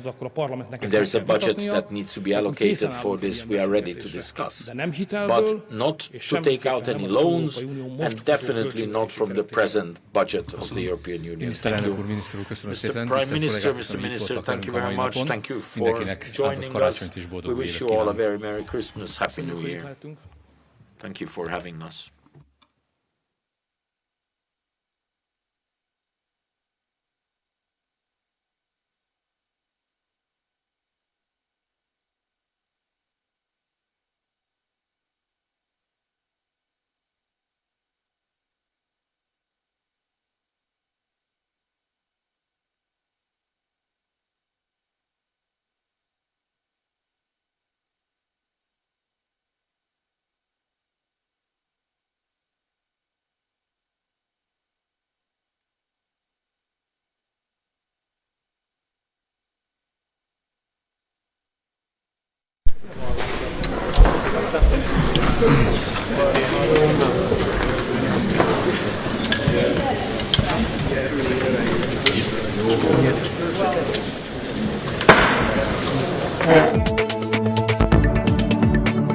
Restrain it for inflation, break it, and Brussels to come to an agreement despite the constant ma már mindannyian tudunk, az az, hogy problems that are being raised. Infláció, what we are seeing for sure, inflation, war, and migration, and terror-wise, I believe we have been successful. Everything that we have set for ourselves as objectives, we have managed to achieve those. Not only the government, but there was also a great struggle for the Hungarian families. The war brought along sanctions brought energy price increases, and that threatened the value of pensions and salaries. We have managed to defend or protect the value of the pensions. We are waiting still for December figures. We've managed to improve perhaps the protection of salaries. Mid-year there was about a 4-5% real value decrease of the salaries, but will be going down to 1%. Hopefully, for 2024, instead of the great struggles, we want families again to be the focus point of our policies. In 2023, we were working, and people in Hungary were working to not lose what they have managed to get. 2024, we hope to be working, the whole country hopes to be working for progress, including the families. What the government can do to this end részben már bejelentésre került, ugye ilyen has already been announced. The new housing program is such. The CHOC Plus hopefully will mean progress, the possibility of progress for several tens of thousands of families. We have announced the agreement on the minimum wage, 10-15% minimum wage increase. The value of pensions will be guaranteed, and because inflation a month ago for 2024 was estimated to be higher than it's going to be. So beyond protecting, defending the values of pensions, we might even foresee an increase. And if conditions are met, and we are very close to that, we can also launch a program, a 3-year program of wage increase for teachers and for kindergarten teachers. What the political objectives for 2024 and the focus point will be the European Parliament elections. Well, you know our uncensored opinion on what is happening in Brussels, what is taking place in Brussels. I have come to the conviction, and there is quite a general opinion here in Hungary, that in Brussels, bureaucrats are living in a bubble. Brussels is blind to the real life, has disengaged itself from all the problems that not only Hungary, but in fact people are dealing all over within Europe. So the election has the target of opening the eyes of the people in Europe and of ultimately being able to rectify the executive's mistakes committed in 2023. So 2023 was all about struggles. 2024 is about great plans, and of course the year of the European Parliament election, where we are hoping to achieve significant political change in Brussels. That's how we look on the year.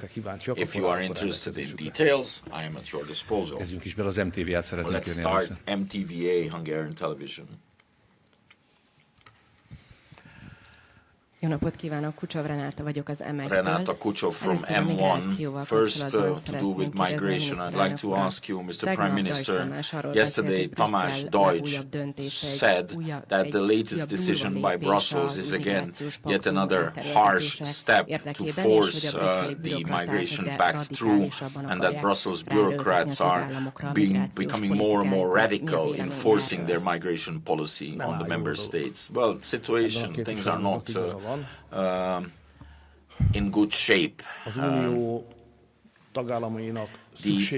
member states, the qualified majority of member states has adopted a package that we will just call the migration package. And the whole tenet basic point of reference for this package is wrong.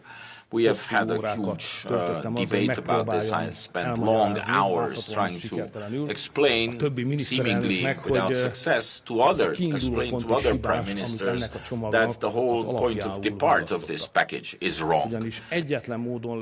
Because there is one way, and I can talk to you about from experience, from the 8 years of struggle of Hungary against migration. There's one way to stop migration, one single way.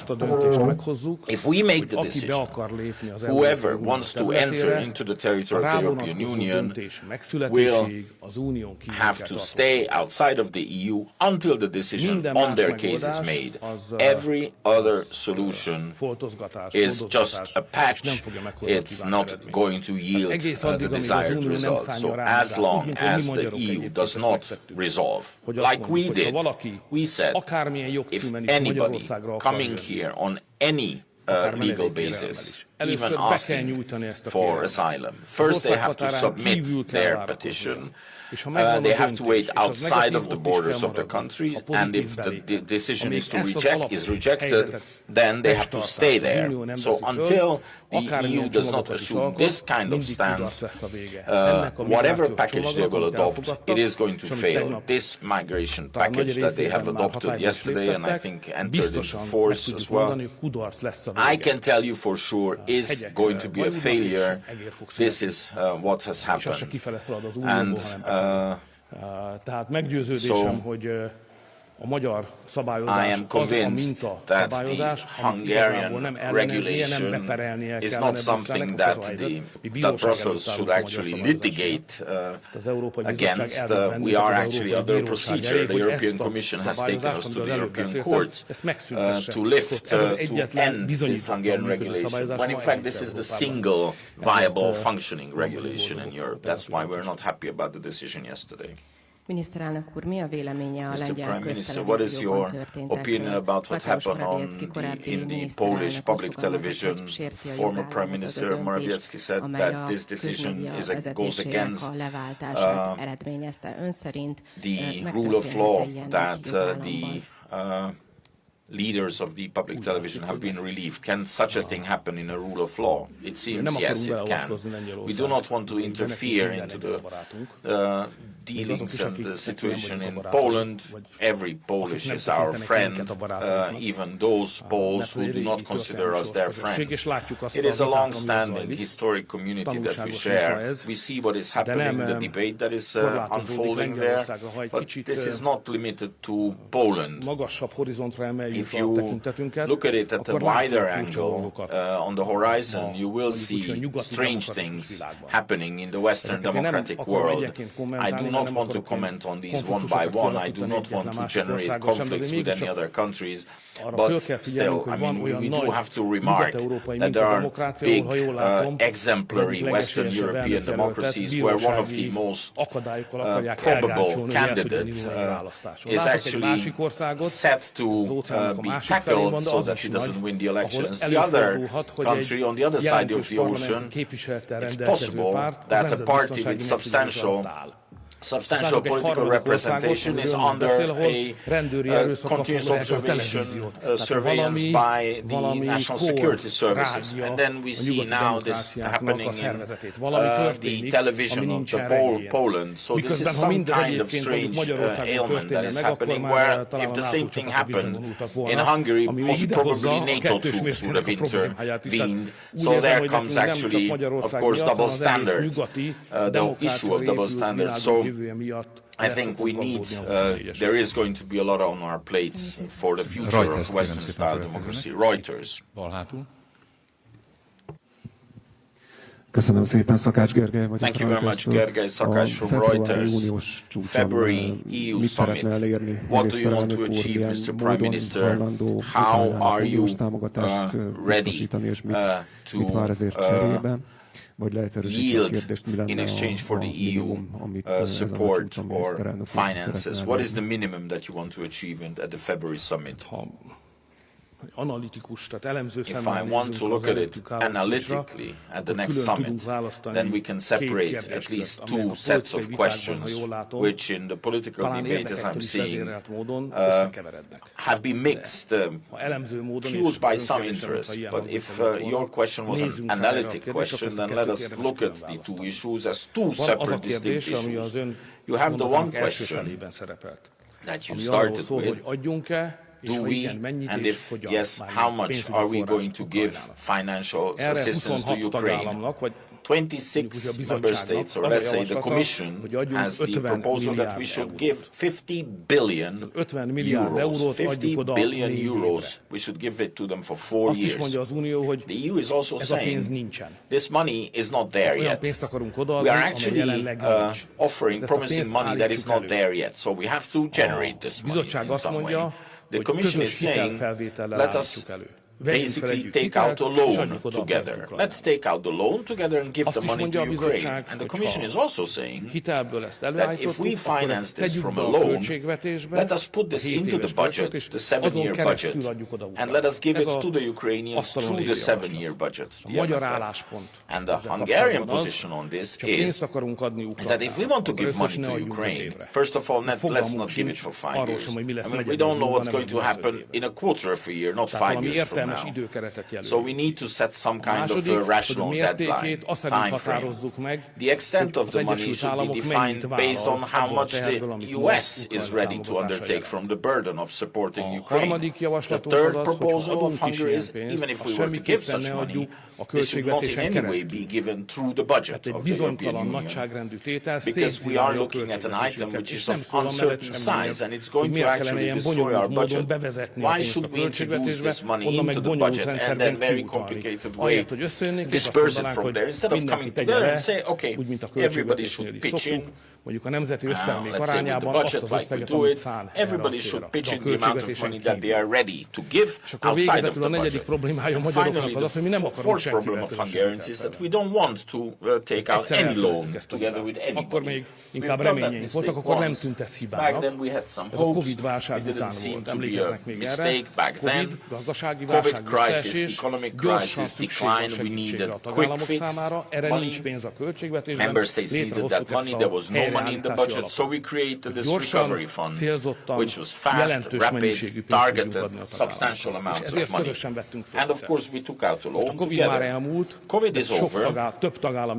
There are several member states who have not received a penny. It was not fast, it was not accessible. So we are of the opinion that to take out any loan together with other countries while we are in this continuous political haggle with these countries is not a clever thing to do. So the Hungarian parliament has this rule, and the Hungarian government is on this position as well. We can give money to anybody, to anywhere where we want to, but we do not want to take out a loan, and we do not want to become indebted together with other countries of the EU. Everybody should assume their risks alone.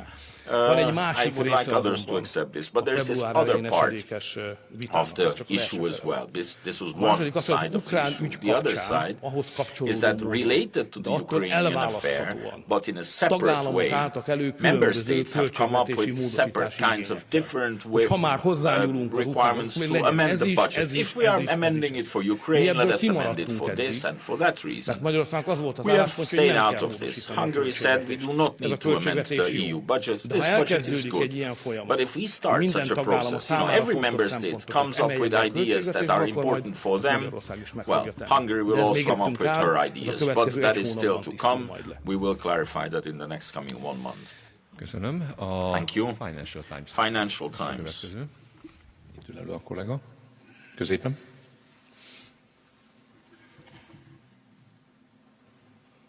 Tiszteltem, Dunai Márton vagyok a Márton Dunai from Financial Times. Hasonló téma. Similar topic nálam is.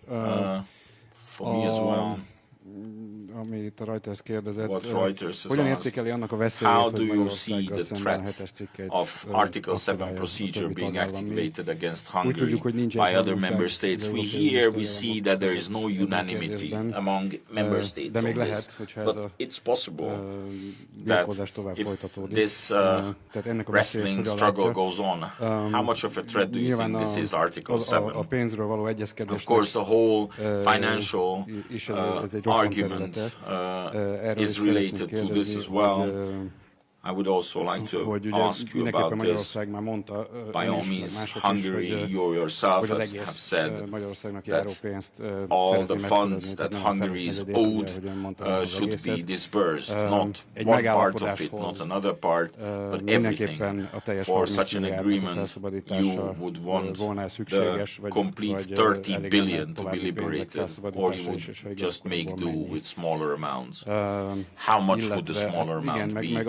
And of course, also related to this is if you want all the money,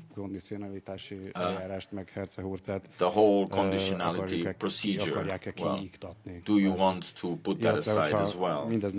And if this doesn't happen, if you're not successful, and the 26 member states agree on the Ukrainian money without Hungary, how do you assess the further isolation of Hungary within the European Union? Hát jó nagy színabogját összehordott itt nekem, bocsánat, megpróbálom ezeket szétszálozni valahogy, brought together quite a package of different, all kinds of different questions.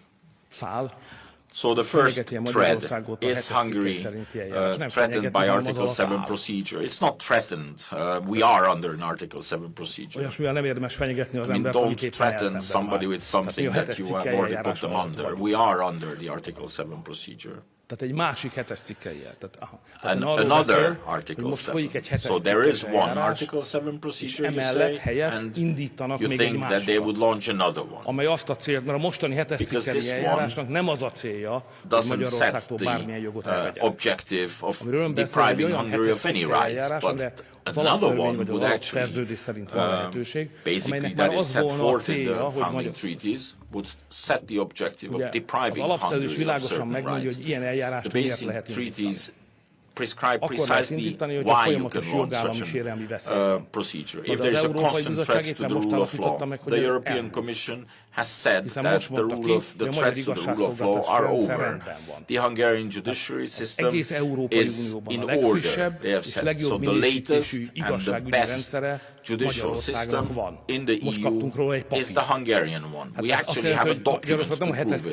So it is not we are being pushed towards another Article 7 procedure. No, it's becoming quite clear that we are getting further away from it. The second element to your question is the whole money issue.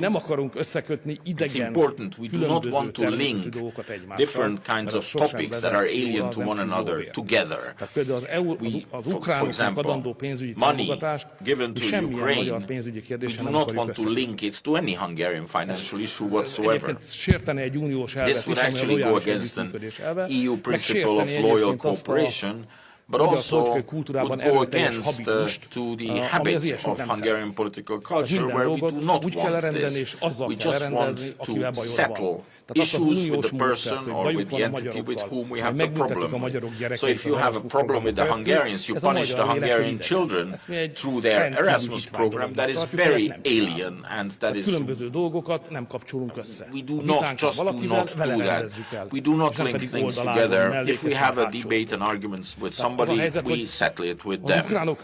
So we can agree with the Ukrainians if on the Ukrainian issue, if the proposal is a rational one, an intelligent one. We do not want to link it to any other budget issue. Precisely, Hungary is the one who keeps wanting to separate financial issues. We do not want to be linking financial issues together, topics together.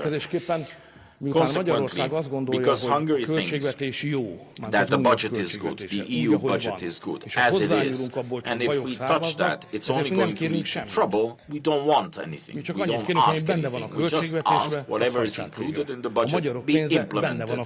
The money owed to Hungarians is in the budget. That's why we say that it is owed to us. If they don't want to give it to us, let's discuss.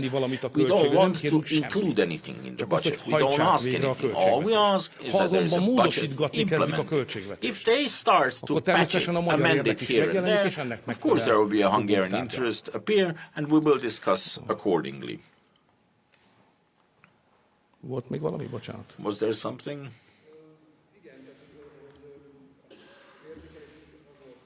There is no microphone, so...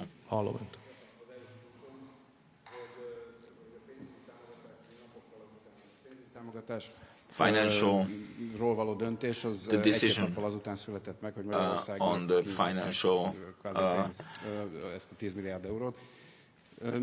support was made days after the money was liberated for Hungary. You say issues should not be linked.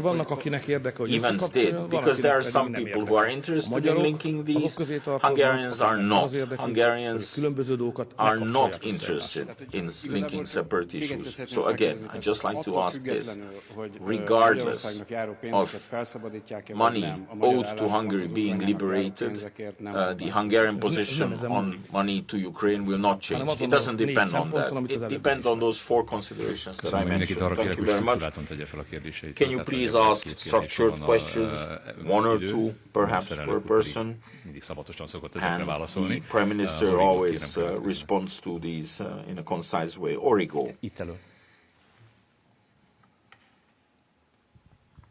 Jó napot kívánok, Kovács András, Origó, köszönöm szépen. Kovács, Origo. Első kérdésem az, hogy az Európai Bizottság elméletileg felszabadított 10,2 milliárd eurós támogatást. Ön ezt mondta erre, hisszük, ha látjuk. Elképzelhetőnek tartja, hogy visszavonják ezt, és a bizottság végül Ursula von der Leyen enged az európai baloldal folyamatos zsarolásra. Mielőtt arról beszélnénk, hogy mit tartok Before I say what I think is conceivable or imaginable, talán arról érdemes beszélni, I think it's worth zsarolás egy discussing nyilvánosan beismert how tény. blackmail is basically a publicly accepted, a publicly admitted fact. This is not a hypothesis that Hungary is being blackmailed. The fact that Hungary is being blackmailed in Brussels is a fact that was admitted by the blackmailers themselves. These are members of the European Parliament who actually say this. You write this and we read it. Where name by name members of the European Parliament say that with their name we want Hungary to not receive a penny. And even if the Commission was to give a penny to Hungary, they will actually write a letter to have Ursula von der Leyen resign from her office. They actually wrote a letter recently, don't dare to give the money to the Hungarians. So it's not, the issue is not whether Hungary is under pressure or not. It is happening. Of course, what can we do against this? Not much. Not much. Because the European institutional system has at its center point, unfortunately, like it or not, has the Commission. And if the Commission is being blackmailed by the European Parliament, as it's happening, and if they say, if the President of the Commission does not stop the present budget and alongside the money owed to Hungarians being paid to the Hungarians, if she does not block that, we will remove you from office. And while what we're seeing is that not only in comparison with other countries of Europe, Hungary is complying with all rule of law considerations, but when the Commission comes with concrete requirements, we have implemented almost everything that is possible within the Hungarian constitutional system. So we are being cooperative. So my world vision is that we are trying to cooperate with the Commission, while the Commission is being blackmailed by the European Parliament, and the Council of the European Council just puts its hands out and says, there's nothing we can do. Well, we have to do what we can to assert our interest, and I will do everything. I will go all the way to assert the interests of Hungary. That is how I can respond in this situation. Bloomberg. Köszönöm szépen, Simon Zoltán Bloomberg. Zoltán Simon Bloomberg. A decemberi EU-s csúcs at the December before the December EU summit, you said you will by all means block the EU's commencement of accession talks with Ukraine because it's a strategic issue. You also said that the 48 to Ukraine, you believe that it could be up for a negotiation. What happened at the summit was quite the opposite. The EU decided after you left the room to commence negotiations with Ukraine on the EU membership, and at the same time you blocked the financial aid. Why did you not leave the room when the financial aid was being discussed, if the strategic issue was that the accession talks with Ukraine should not start? Well, first of all, let us clarify an issue of style. I think to a Hungarian Prime Minister can just walk out of the room.